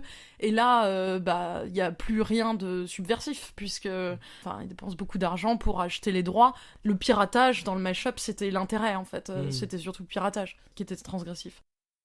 Autre thématique qu'on voulait évoquer, c'est celle de la famille. Tout à fait, et notamment la famille homoparentale. Donc, on a en particulier la famille de Rachel, donc qui dit dès le premier épisode qu'elle a 2 gay dads. Mais moi, personnellement, j'étais un peu ennuyée de la façon dont on a après intégré le personnage de Shelby, donc incarné par Idina Menzel, qui est donc a priori la génitrice de Rachel. Donc, on comprend qu'elle doit partager son capital génétique, puisque elle se ressemble énormément et que c'est largement souligné dans le récit, mais aussi qu'elle l'a porté qu'elle a été enceinte de Rachel, ce qui est incohérent avec le pilote puisqu'il parlait de mère porteuse. Par définition, lorsqu'on a recours à une mère porteuse, le bébé n'est pas de son n'est ovaire. pas issu des C'est ça, ovocytes c'est de ça, cette c'est femme. ça. Bon, et on n'est pas à une incohérence près avec le pilote, puisque dans le pilote, il y a une photo des parents Ah oui, de quand même, Rachel, quoi. et elle a un père noir, donc... Ouais. Non, mais c'est surtout ça, et c'était une blague Ah du oui, pilote. c'était une blague, de parce que dire, je ne sais pas je de ne sais qui, pas lequel est je le viens. père. Bah, qu'ils ont mélangé le sperme Ouais, dans ouais. un shaker. Donc bon, ça, ils ont pris des libertés, quoi. Ouais. Encore une fois. Mais Rachel va faire référence à Shelby en parlant d'elle comme étant sa mère. Alors que techniquement, c'est pas sa Ouais. mère, Mm. puisqu'elle n'a fait que lui donner naissance. Le pire moment, à mon sens, c'est lorsqu'elle va arriver tout dépitée devant Shelby, parce que ses papas, ils ont pas réussi à lui coudre une robe Lady Gaga avec des petites peluches. Ce qui est un peu pas très cohérent avec ce qu'on voit d'eux après, parce qu'ils ont l'air d'être très monde du spectacle. Je suis sûre qu'ils pourraient faire des super costumes. Donc quoi. quand on est gay, on sait coudre, Anna Marmiès, Ouais. vous confirmez. Selon Glee, oui. Et on aime la mode. Ah non, mais attention, si on commence à pinailler sur ce qui est cohérent et pas cohérent, on n'a pas fini, hein. Parce que là, vraiment... Mais donc voilà, ce côté Ouais. très conservateur, genre ta mère c'est celle qui t'a porté dans son utérus, ça m'a un peu gênée. Mais finalement en fait, la bonne surprise c'est que c'est rétabli à la fin de l'épisode, puisque Shelby lui dit que non, elle n'est pas sa mom au sens où ses parents c'est les deux personnes qui l'ont élevée, à savoir ses deux pères. Et à ce moment-là, donc Shelby convient de ne plus vraiment faire partie de la vie de Rachel. Bon, ça aussi, c'est un peu confus, je trouve. On comprend pas pourquoi elle a voulu d'un coup renouer des liens avec cet enfant qu'elle a mis au monde il y a 16 ans. Enfin, c'est Alors, vraiment bizarre. Il y a une explication qui dit, Ouais. parce que du coup là je me suis renseigné un peu, du coup c'était le personnage d'Idina Menzel, qu'a priori, comme elle avait ce besoin de maternité à ce moment précis de sa vie, elle pensait retrouver un enfant en fait, un Oui. bébé, tu vois, et en fait non, elle se retrouve avec une adolescente qui a des vrais problèmes adolescents, et en fait, ah ben non, alors que par contre, mais rien n'est cohérent, et alors qu'elle monte un stratagème avec le chanteur de son groupe pour qu'il rencontre Léa Michel, enfin le personnage de Rachel, pour qu'il l'attire de plus en plus et qu'il lui fasse passer une cassette de sa mère qui lui parle, enfin vraiment, mais... Mais bon voilà, l'explication ça serait ça, ce serait qu'elle serait, ah ben tiens, 16 ans plus tard, elle a 16 ans finalement, et du coup, ben non, c'est pas ça qu'elle veut. Donc elle préfère aller dans une maternité, prendre ce bébé. Globalement, les parents, ils restent assez absents, hein, comme dans plein de teen movies. Enfin, À part du coup Burt et, Ouais, la maman de et Carol, Finn, la ouais. mère de Finn, qui est relativement importante. Mais c'est vrai que les autres, on voit... ça, on les voit pas. hein. À part à quelques occasions, par exemple, Ouais. il y a une intrigue autour de Mike qui veut devenir danseur et son père est très strict et veut Ah qu'il oui, aille bien faire sûr, médecine ou droit, je sais plus, ou l'un des deux. Les trucs classiques de parents Oui. qui veulent que leurs enfants réussissent. Et de parents asiatiques. Asiatique, Deux parents en asiatiques, plus, on ouais, n'est pas ça, un c'est cliché très dans le près, hein. cliché. Tout à fait.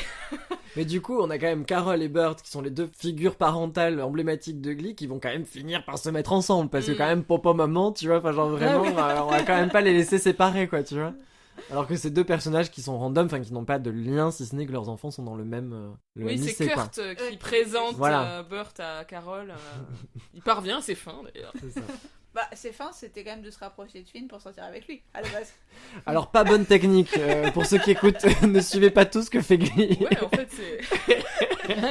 On va devenir frères, ça va faciliter Bah oui, pour voilà. sortir ensemble. La Fox. Mais non, mais ça passe pour la Fox. Parce que du Oui, coup, ça c'est les bon. dérange pas. Ça, C'est c'est- bon. C'est au sein de la famille. C'est la famille. c'est la C'est famille. bon. Alors, thématique de la série qui a été, revendiquée énormément par la série elle-même, c'est évidemment le thème de la diversité. J'ai fait des guillemets avec mes mains. Voilà. Oui, c'est un thème qui intervient très tôt dans la série, en fait, enfin explicitement dans la série, puisque dès l'épisode 7, Sue va essayer de recruter ce qu'elle appelle les Minority Kids pour les détourner de Schuster et du Glee Club. D'ailleurs, en disant très sensiblement que Will Schuster est quelqu'un de raciste, et c'est pour ça qu'il donne jamais des solos à Mercedes et Santana. Elle est gonflée sous de dire ça, parce que dans le genre raciste parfois. Et aussi le fait, ça je l'avais oublié, que les chansons qui sont chantées sont jugées très blanches par ces élèves en question. Mais bon, finalement, c'est une revendication qui est un peu tournée en dérision. Donc Oui. là encore, ça fait partie des trucs qui sont désamorcés vite fait, parce que c'est presque vu comme un caprice de leur part de vouloir chanter certaines chansons et pas d'autres. Et bon, après, on l'a déjà dit, hein, sur bien des aspects, ça va renforcer les stéréotypes existants, chacun étant dans son domaine, cantonné presque à son répertoire. Il y a toute l'intrigue aussi autour de West Side Story, encore une fois, où Mercedes auditionne pour jouer Maria, et il est question de la faire jouer dedans. Bon, après, il y a toute une intrigue où il décide de faire un double cast entre les deux. Et Mercedes est vexée, donc ne veut plus, mais ouais, est-ce qu'on peut faire une Maria noire? Enfin voilà, il y a plein de questions. Hamilton n'était pas encore passé par là, Ouais. je crois que c'est pour ça. Ouais, totalement. Ouais. Sachant que Maria est censée être un personnage latino, ce qui n'est pas du tout Rachel, donc pourquoi Rachel serait plus légitime pour jouer Maria? Ah, je pense que là vraiment ça vient du film, encore une fois on en avait parlé quand on avait parlé de West Side Story, où du coup dans l'imaginaire, Maria elle est juste blanche comme neige, comme Natalie Wood, qui est censée être portoricaine, mais ça on l'a oublié. Enfin, et finalement, une portoricaine noire, je sais pas, ça existe, donc non, ça et puis fait après, plus sens que c'est Natalie ça. Wood, Puis bordel. justement, oui, même au-delà de la question de la diversité, c'est qu'effectivement, une chanteuse et une actrice, a priori, peut tout jouer.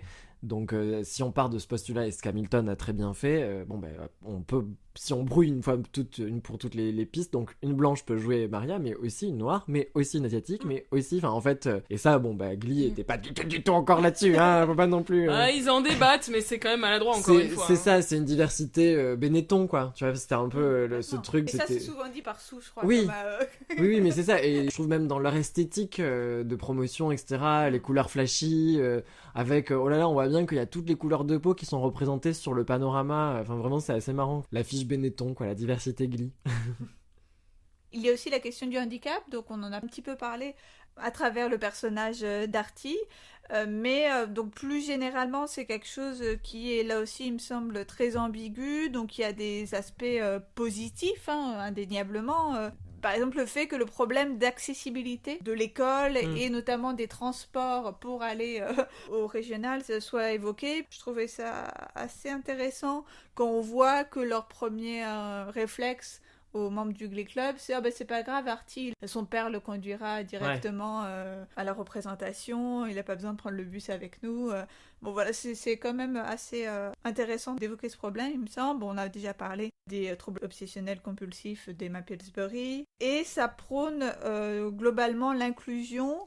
Là pour le coup ça le met en pratique dans le fait de caster donc Lauren Potter, une actrice qui est atteinte de trisomie 21, dans le rôle de Becky, donc l'assistante de Sue Sylvester.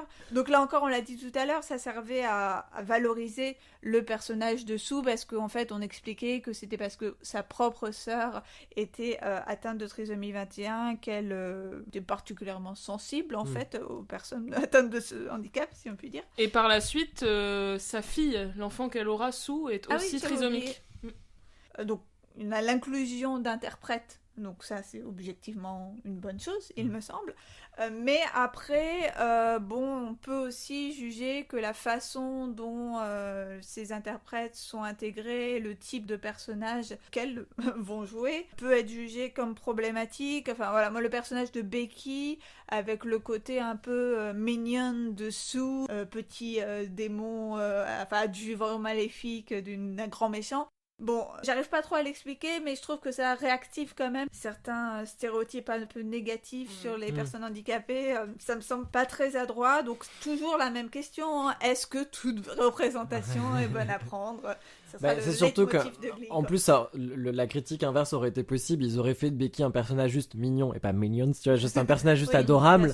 On aurait dit, c'est encore de l'angélisme, on met une personne en trisomie, mais on veut surtout pas froisser. Enfin, moi, il y a un truc qui m'a un peu choqué pour le coup, c'est la chorale des sourds, des sourds, et notamment le personnage du prof, donc le chef de la chorale qui est aussi sourd. Là, je trouvais que assez froidement, on se servait de son handicap pour se foutre de sa gueule, hein. Parce qu'il y a le fait qu'il écoute pas, enfin il l'entend pas, mais on dirait qu'il n'écoute pas ce que dit Schuster, et du coup ça fait une conversation absurde. Après, le moment aussi où les kids viennent faire les voix de la chanson sur Imagine. T'as vraiment l'impression qu'ils ont besoin du coup des Glee Kids pour vraiment chanter la chanson, comme si leur performance à eux-mêmes ne se suffisait pas. Ah ouais, alors que moi, tu vois, justement, j'ai trouvé ça très beau, tu vois. En plus, c'était la mode à l'époque, il y avait plein de clips qui se faisaient, Florent Pagny, savoir aimer, mais il y en a eu d'autres, et c'était vraiment ce truc, et bon, après, je pense qu'ils cherchaient la belle image, et le beau clip, surtout, Imagine, machin, mais donc, je me dis, voilà, si ça a pu peut-être créer une vocation de quelqu'un qui s'est dit, tiens, mais oui, si on faisait chanter, et après, Broadway le fait peu, je sais, en Irlande, ça se fait en comédie musicale, mais il y a quand même ça se fait, enfin, alors pour le coup, ils sont cachés, les chanteurs ne sont pas sur scène. Il y avait Spring Awakening notamment, c'est hyper intéressant, toute la chorégraphie est donc jouée et signée pendant que les chanteurs sont cachés derrière un écran en fait, et donc les comédiens, les acteurs principaux qui jouent les personnages principaux de Spring Awakening, eux signent ce que chantent les chanteurs derrière, et enfin tu vois, il y a quand même ce truc, donc je sais pas si c'est si maladroit, enfin après c'était peut-être Glee, donc toujours pareil, hein, c'était forcément maladroit, mais voilà, je crois que c'est quand même quelque chose qui se fait en musical quand même aussi, et au contraire c'est quand même signe quand même de grosse inclusion pour forcer les théâtres à faire venir d'autres publics aussi, et à ouvrir la comédie musicale à d'autres publics, donc le lien est très lointain, hein. Je peux pas mettre sur le même niveau Spring Awakening comme ça, mise en scène avec juste... Mais bon voilà, je pense que c'est pas si négatif. J'avais une dernière petite thématique et c'était un peu pour la blague, mais quand même, c'est un certain commentaire sur la médiocrité du système éducatif aux États-Unis, y compris lorsqu'on s'aperçoit que Will, qui est prof d'espagnol depuis le début, en fait est très très mauvais et parle pas un mot d'espagnol. C'est l'épisode où il y a Ricky Martin qui vient donner des cours d'espagnol et du coup il prend des cours d'espagnol et on voit qu'il parle pas un mot, c'est absurde. Et après, finalement, il devient prof d'histoire. En un épisode, il change de matière, alors qu'on l'a pas vu faire de formation spéciale. Oui, il dit juste, j'ai toujours aimé l'histoire. Il y a aussi Gwyneth Paltrow, oui, qui apparemment... Oui, voilà. Elle est substitute. Oui, substitute, mais on sait pas de quoi. Voilà. De tout. Elle fait anglais, elle fait français. C'est la substitute, quoi. T'as besoin d'un substitute, elle vient. Autour de ça encore, il y a aussi assez souvent revendiqué dans la série un discours sur l'importance des arts pour la jeunesse et dans le système éducatif. Et Will, notamment, n'arrête pas d'en parler. Contre Sue qui elle est totalement contre, et même quand elle devient proviseur du lycée, supprime carrément tous les arts. Au début on a vachement, encore une fois, le principal qui dit we are not enough money in our budget, donc ça c'est toujours la phrase type, qu'il n'y a pas d'argent pour la culture, limite je crois que même Will doit payer, il n'y a pas un truc comme ça où lui doit faire des ménages, enfin il n'y a pas un truc où il y a plusieurs choses comme ça. Soap opéra, voilà, bref, où on lui sous-paye presque son truc, enfin bref. Mais surtout après, je crois que c'est dans les dernières saisons où Sylvester s'engage en politique, et où là vraiment c'est quand même beaucoup plus abordé, et quand même il y a dans les derniers épisodes Will Schuester prend la direction du McKinley High School, qui devient un lycée pour les arts, voilà, un lycée presque test thématique sur les arts, où presque chacun peut faire son Glee Club de son univers qu'il veut. Du coup ils disent il y a New Directions, mais il y aura aussi d'autres Glee Clubs, parce que ça sera vraiment un lycée dévolu aux performing arts, donc les arts du spectacle. Et Sue Sylvester, qui est vice-présidente, vient visiter et féliciter en tout cas Will Schuester, donc il y a quand même, je pense que c'est quand même une constante de remettre encore en avant ce truc de la culture reste importante. Simplement pour évoquer, on va dire, l'évolution narrative de la série sur 5 saisons. Donc il faut rappeler que c'était l'époque quand même des séries où il y avait une vingtaine d'épisodes de 45 minutes par saison, ce qui existe quasiment plus maintenant aujourd'hui. On a vraiment changé de mode d'écriture, de production des séries. Et des gens qui les regardaient. C'était un rendez-vous fidèle, quoi. À heure fixe, sur une télé, t'allumes ta télé et tu as à 20h, j'en sais rien, 21h, Glee qui démarre, quoi. Et oui, comme on l'a déjà un peu évoqué, on a vraiment les 3 premières saisons et les 3 dernières qui forment 2 cycles distincts qui sont liés en fait au rythme scolaire, puisqu'on a un renouvellement de au moins la moitié du Glee Club au début de la 4e saison, puisque une partie des élèves ont fini leur lycée et donc sont partis à New York et ailleurs. Oui, donc à partir de la saison 4, on a toute une partie de l'intrigue qui se déroule à New York. Alors, j'avais noté qu'on se croirait un peu dans Fame, du côté de l'intrigue de Rachel, puisqu'elle intègre une école d'art du spectacle, avec des profs difficiles, dont l'une est jouée par Kate Hudson, la concurrence entre élèves, etc. Et il y a un petit bout où, avec Kurt, qui fait un stage chez Vogue, enfin chez... Oui, un truc... de ce style, on se croirait dans Le Diable sans Prada, mais c'est ça. C'est une pauvreté de scénario à la fin, où vraiment, genre... Mais encore une fois, le soap opéra, ou la telenovela, si on arrive vraiment à ce niveau-là, mais oui, il n'y a plus d'inspi, et vraiment, comment faire vivre ces personnages... En plus, ça s'explique aussi du fait que Glee, à part quelques épisodes marquants, n'a fait que diminuer aussi en audimat. On est passé de 20 épisodes par saison à de moins en moins. Il y avait de moins en moins. Il y en a seulement 13 dans la dernière saison. Les audiences chutaient en permanence, et il y avait vraiment ce rendez-vous presque toutes les semaines de savoir à combien était descendu Glee. Enfin, moi, je me rappelle, sur la fin, la 4e, 5e, 6e saison, c'était vraiment... on savait même pas si ça allait pouvoir être prolongé une saison de plus. Enfin, il y a quand même ce truc qui était quand même très très dépendant de l'audimat. C'est sans doute pour ça qu'ils essaient toujours de ramener les anciens élèves, et du coup c'est laborieux. Mais oui. À partir de la saison 4, il y a toujours les anciens de la chorale qui reviennent pour des prétextes plus ou moins fumeux, mais sans cesse. Et alors à un moment c'est pointé par Sue, On a remarqué plusieurs fois que justement le personnage de Sue était dévolu à ce genre de remarques un peu méta, mais à un moment c'est un peu facile quoi, de faire n'importe quoi, et ensuite de prendre un personnage qui va dire que c'est n'importe quoi. C'est ça.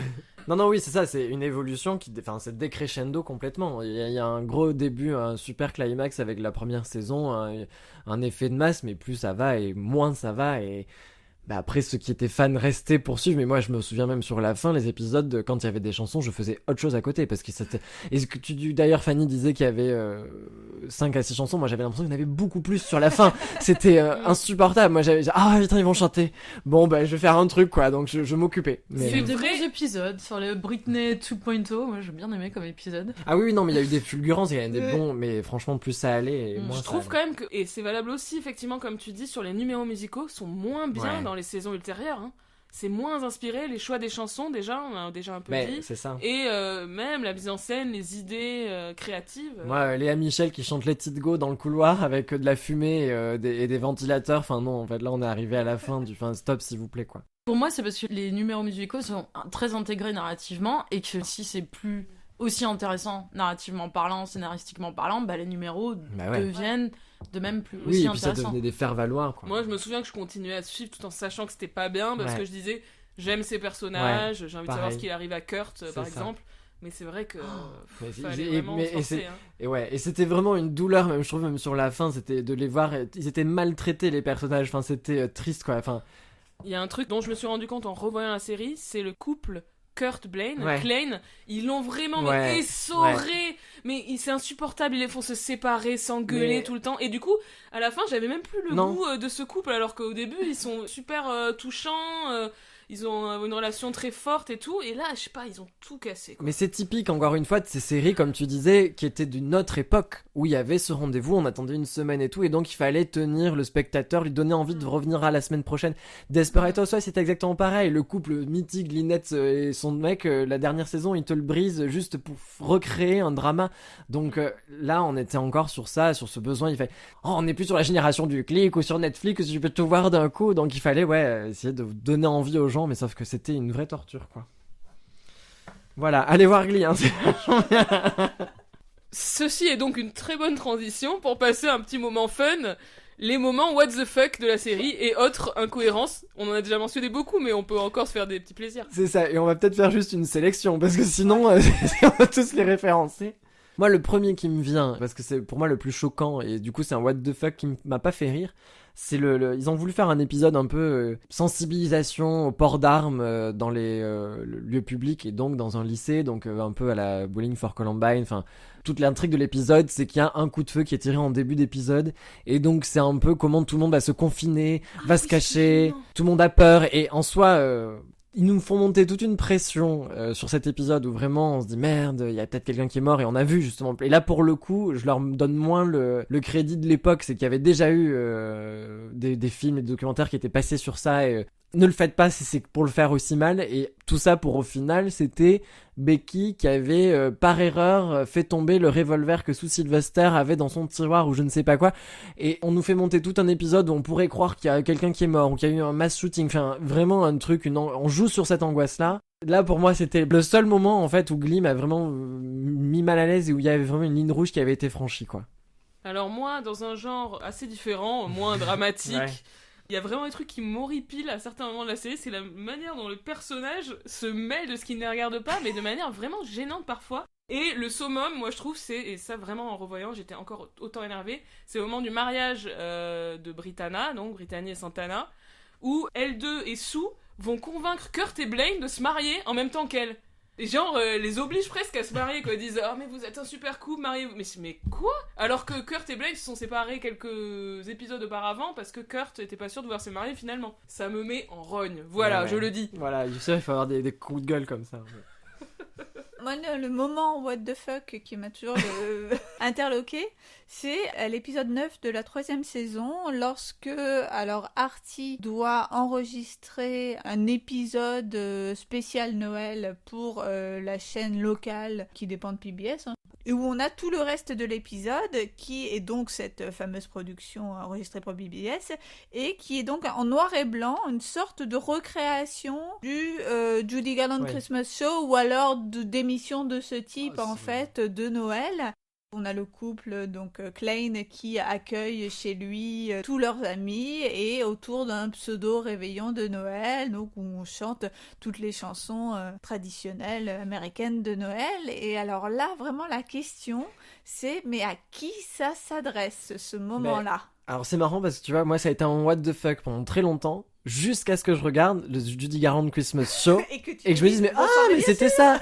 Et peut-être que c'est un hommage. Ouais, peut-être que pour le public américain c'est beaucoup plus connu que pour nous, tu vois. Et moi c'est vrai que quand je l'ai vu, qu'est-ce qui se passe, ça va vraiment trop loin, ce truc en noir et blanc et tout.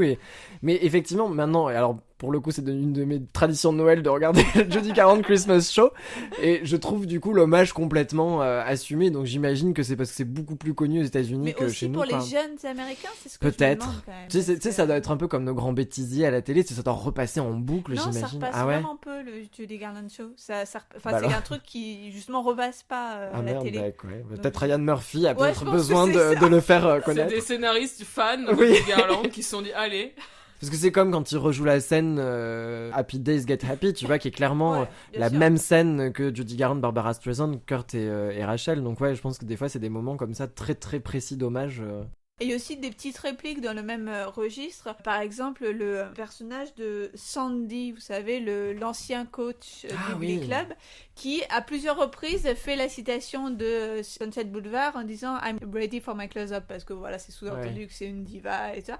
Vraiment, est-ce que les jeunes américains comprennent l'allusion ? Enfin, il y a plein de petits trucs. Mais les vieux de la Fox, peut-être.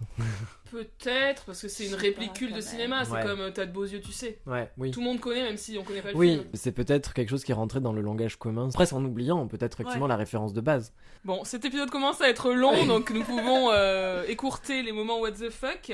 Alors on va, pour conclure, évoquer tous les produits dérivés de Glee. Et alors, le produit dérivé principal de Glee, c'est bien sûr la musique. Donc la musique de Glee qui a été un véritable succès commercial.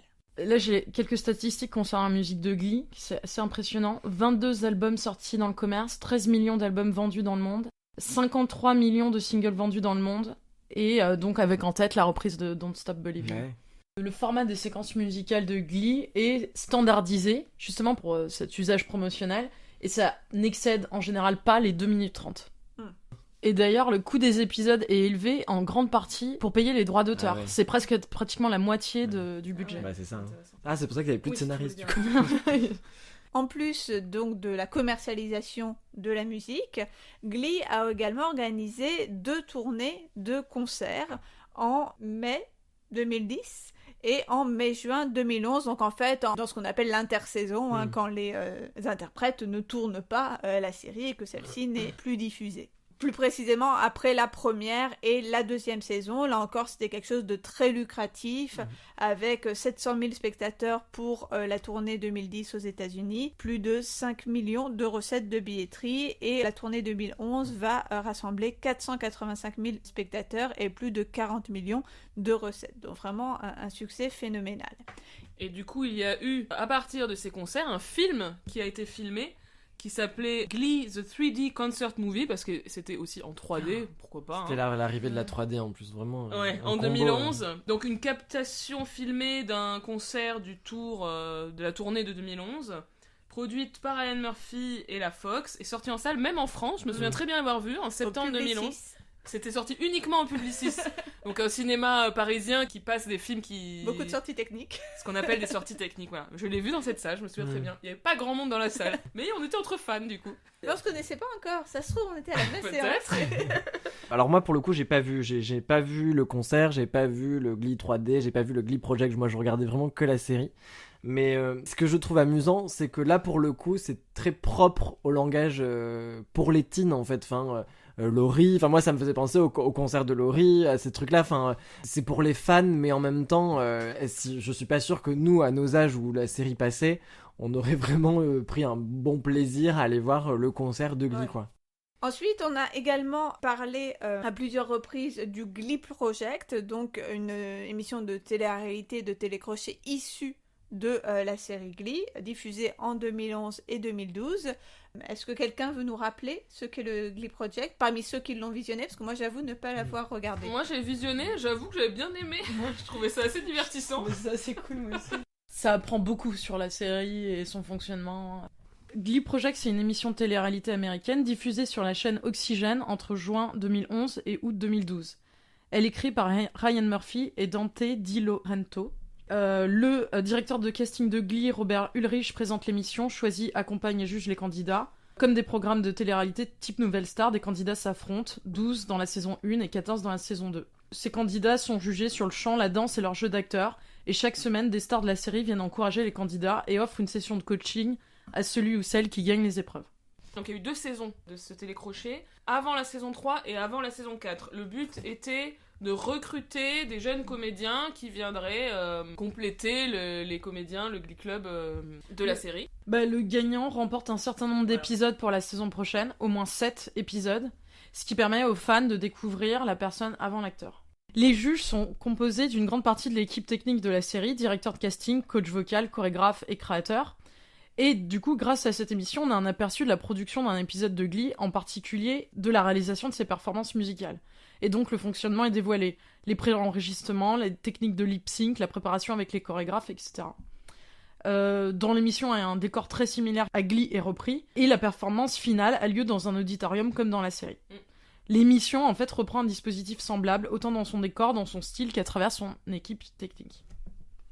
Issu de The Glee Project, on a eu, j'ai oublié le nom du comédien, mais celui qui a joué Joe, donc le mec au dreadlock, dans la saison 3. Également Rory Rory l'Irlandais, tout à fait, de la saison 3 également. Et se sont vus offrir 2 épisodes. J'ai oublié aussi leur nom, mais une fille qui chante Buenos Aires dans la saison 3. Et Alex Newell, l'interprète de Unique, qui à l'origine, lui, s'était vu offrir seulement 2 épisodes dans la saison 3. Et le personnage a tellement bien fonctionné qu'il a ensuite continué sur les saisons suivantes. J'ai les noms si tu veux. 2 candidats gagneront la première saison au lieu d'un, Damian J. McKinty et Samuel Larsen, pour la saison 3 de Glee. Blake Jenner, qui joue Ryder Lynn dans la saison 4 et 5, gagne la 2e saison de The Glee Project. À noter que dans la saison 2, une des participantes, c'était Alice Stroker, donc qui est une interprète de comédie musicale qui a la particularité d'être en fauteuil roulant, qui n'a pas gagné la saison 2, mais finalement a eu un épisode et a joué du coup ce dont tu parlais, Mathieu, la fille qui couche à un moment une fois avec Artie. Cette comédienne a gagné, donc c'était en 2019, le Tony Award du meilleur second rôle féminin pour Oklahoma, le revival qui avait l'air super original ce qui en fait la première personne en fauteuil roulant à avoir un Tony Award. Parmi les autres produits dérivés, on peut signaler évidemment des DVD, des Blu-ray, mais aussi des applications pour iPad, des jeux karaoké pour Wii, donc tout ce qui va permettre de chanter avec les interprètes de Glee. On a beaucoup de versions karaoké, des DVD, etc. De façon assez courante pour une série musicale, mais qui est alors un peu lancée par Glee, parce que maintenant on a l'habitude de voir ça sur les séries musicales, mais il faut rappeler que c'était une série, une des premières séries musicales qui a d'ailleurs donné, ça on l'a pas encore dit, naissance à presque une vogue de certaines autres séries musicales.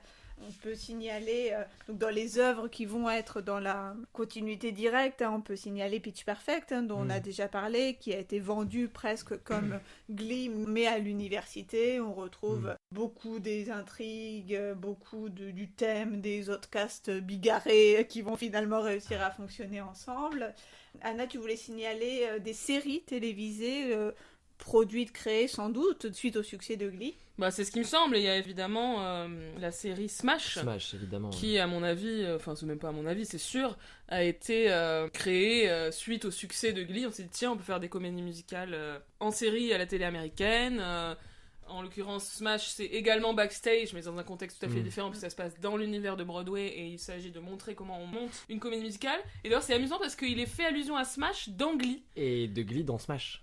Tout à fait, c'est vrai. Et en revoyant Glee, j'ai vu dans la saison 4 ou 5, mais Rachel à un moment, donc ils sont à New York, et elle dit, on se croirait dans la saison 1 de Smash, c'est plutôt marrant. Parce qu'elle elle est serveuse avec Santana, et elles sont serves dans un truc, elles disent oh là là, on dirait les deux meufs dans Smash, et quelques semaines avant, Smash avait fait un clin d'œil, enfin, mauvais clin d'œil du coup, un peu snob en disant je sais plus, un mec cherche une nana pour avoir le premier rôle dans une comédie musicale et on lui dit prends Léa Michel, ah non c'est la fille de Glee et tout, et voilà, donc c'est assez marrant, marrant. Ça c'est le côté méta des séries contemporaines qui se citent entre elles et puis qui déculpabilisent un peu aussi de regarder surtout, autant de la télévision. Surtout qu'en plus il y a eu à ce moment-là un coude à coude parce que Glee était vraiment en plein déclin et Smash a fait une hype en se disant waouh, peut-être que ça va être la nouvelle série qui va, et alors Smash ça a fait Smash, ça s'est fracassé, donc du coup Glee a gagné le combat, je pense.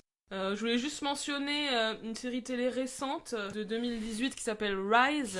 Vraiment une influence évidente de Glee sur cette série. On a un personnage de prof, Tristoun, plus Tristoun que Will Schuester, qui reprend la troupe de comédie musicale du lycée. On a des personnages d'ados qui sont des underdogs, mal considérés, etc. Et en fait, c'est la version plus sérieuse de Glee, plus noire, plus terne aussi, et du coup, c'est beaucoup moins bien. Mais et ce qui prouve d'ailleurs, en plus, je pense que Glee ne pourrait pas recommencer maintenant. Enfin, c'était une époque, mais là, quand Rise, moi, en le voyant, j'aimais. Il porte quasiment les mêmes tenues, enfin c'est pas possible quoi, il a la même veste avec les mêmes chemises à carreaux, enfin s'il vous plaît. Et ouais non, c'est même plus et comme quoi ça montre que je pense que c'est passé aussi quoi, ce truc, faut arrêter quoi. Sur plutôt les influences de Glee, c'est quand même un classique aussi quand même, ce truc du prof qui débarque et qui va apprendre aux underdogs, alors pas que du teen movie mais même dans la comédie musicale, on a Sister Act, on a School of Rock, il y a quand même plein d'histoires où c'est un prof, un teacher qui débarque et qui va apprendre à un groupe à subitement, alors que ça soit des enfants, des ados, des adultes, je peux même aller jusqu'à Full Monty, tu vois, enfin, sur ce truc de on s'y attend pas, et puis en fait on va monter un spectacle et ça va être génial, donc c'est quand même un ressort quand même de comédie musicale. Ah oui, bien sûr. Let's put on a show. Ouais. Dès les années, années 30, avec les films de Judy Garland et Mickey Rooney, notamment, ils reprenaient ce schéma-là. Let's put on a show. Parlons à présent des fans et de la communauté qui s'est créée autour de Glee. Moi, je vais dire simplement quelques mots de la stratégie de la Fox sur le lancement de la série et cette exploitation d'une communauté autoproclamée de Gleeks. C'est quelque chose qui a vraiment été construit en fait par la Fox et qui a tellement bien marché que ça a été repris par les fans. Puisqu'en fait, le lancement de Glee, ça s'est fait après l'épisode final d'American Idol au mois de mai, donc 2009. Et en fait, ensuite, on a eu donc une interruption de 3 mois, puisque on passait à la grille d'été, avant le début officiel de la saison en septembre. Plusieurs analystes ont à l'époque trouvé vraiment cette stratégie absurde, et voire suicidaire, jugeant que le show allait s'essouffler pendant l'été.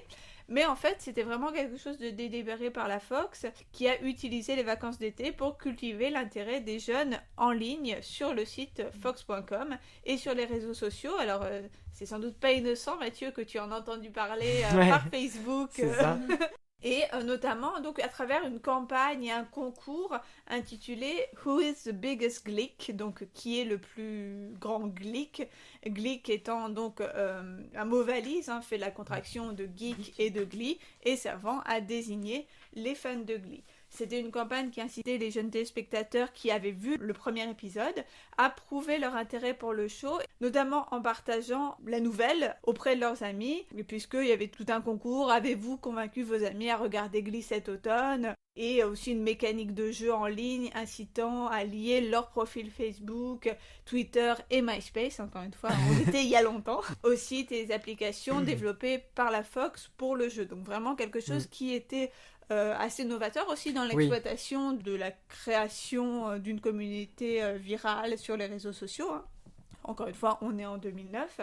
Et c'est vraiment une stratégie qui a réussi, puisque le deuxième épisode, donc Showmance, qui est donc diffusé en septembre, va réunir 7,3 millions de spectateurs aux États-Unis, ce qui fait alors de Glee le deuxième show le plus vu de la soirée, après America's Got Talent, et notamment sur le segment démographique des 18-49 et 18-34 ans, donc vraiment le segment ciblé par Glee. On va être devant America's Got Talent, qui est alors une émission évidemment très très installée. Donc une stratégie atypique, mais réussie, reposant en grande partie sur les réseaux sociaux. et qui est pour nous aujourd'hui classique, enfin avec Bien Netflix, avec Orange is the New Black qui peut repeindre des bâtiments entiers, mais à l'époque effectivement c'était complètement nouveau. Aucune série ne communiquait comme ça et utilisait en plus les réseaux sociaux. Il y avait tout un code, je me souviens, le L de loser que tu te faisais sur le front. Bah, c'est le prochain truc que j'allais Ah, dire. bah voilà, c'était un signe de ralliement. Enfin, il y a vraiment. Ils ont cultivé ça et c'est quand même fort en communication. Ouais, oui, une puis sorte sur de les réseaux symbole. sociaux, les gens se personnifiaient un personnage et continuaient les histoires dans un genre de storytelling, pas de transmédia, mais de fans, quoi. Bah, ça a dépassé aussi complètement la production. Enfin, il y a eu des flash mobs qu'on n'était même pas organisés par les showrunners, mais juste les gens refaisaient leurs chansons préférées en flash mob. C'est marrant parce qu'encore aujourd'hui, j'ai regardé du coup pas mal de vidéos YouTube d'extraits de Glee. Ça continue encore, il y a beaucoup de commentaires de gens qui disent... Ah oui, encore. Ah ouais, encore aujourd'hui. Oui, et surtout qu'en plus, là, c'est arrivé sur Netflix il y a pas longtemps. Alors en France, après, je sais pas à quel degré ça arrive chez quel pays et quand et où, mais en France, il y a encore eu un regain. Puis c'est marrant parce que sur des jeunes qui avaient peut-être 12-13 ans quand ça passait et qui ont maintenant 20-21 ans, enfin le même âge que nous, on avait presque quand on l'a découvert la première fois et qui se sont refait toutes les sons, parce que je travaille avec des gens beaucoup plus jeunes que moi, et qui m'ont dit oh la Glee, et moi j'en ai mais Glee, mais vous ressortez Glee maintenant. Mais ouais, en fait ça a recréé encore un truc. Pour l'anecdote, On peut pas ne pas parler, Anna, de Glee Forum Actif, qui était quand même un forum. Donc alors, voilà, ça aussi. Alors les enfants, un forum. C'était un site sur lequel on pouvait poster des sujets, des billets. ouais, il y avait différents, ce qu'on appelait des topics. Là vraiment, ça remonte à loin. Où voilà, on pouvait discuter, donc on discutait de plein d'aspects de la série. Je me souviens, hein, parce que donc nous étions Mathieu et moi modérateurs sur ce forum. Oui. Et on a même fini par être administrateur parce que ils étaient. Toi, t'étais administrateur, J'avais pas fini moi. par être. C'était des vrais glicks. Ah oui, mais nous, mais des purs et durs quoi. Mais un forum, il y avait quoi, 200 100 personnes. Enfin, genre c'était un tout petit truc.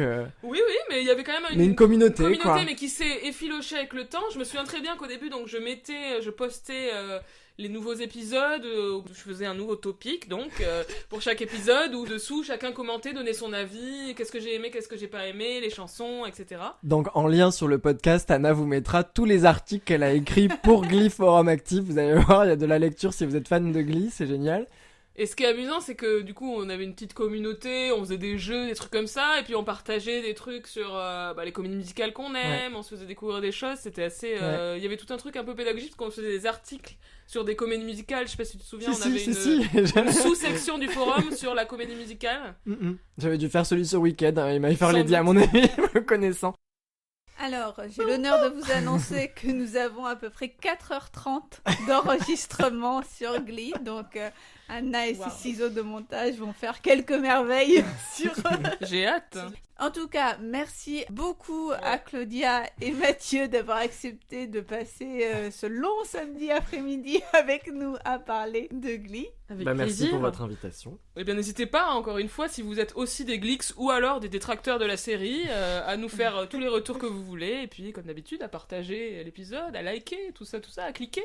On remercie nos partenaires, l'écran pop et Tony Comedy. Et on vous dit à très bientôt pour un nouvel épisode de All That Jazz. À bientôt. À bientôt.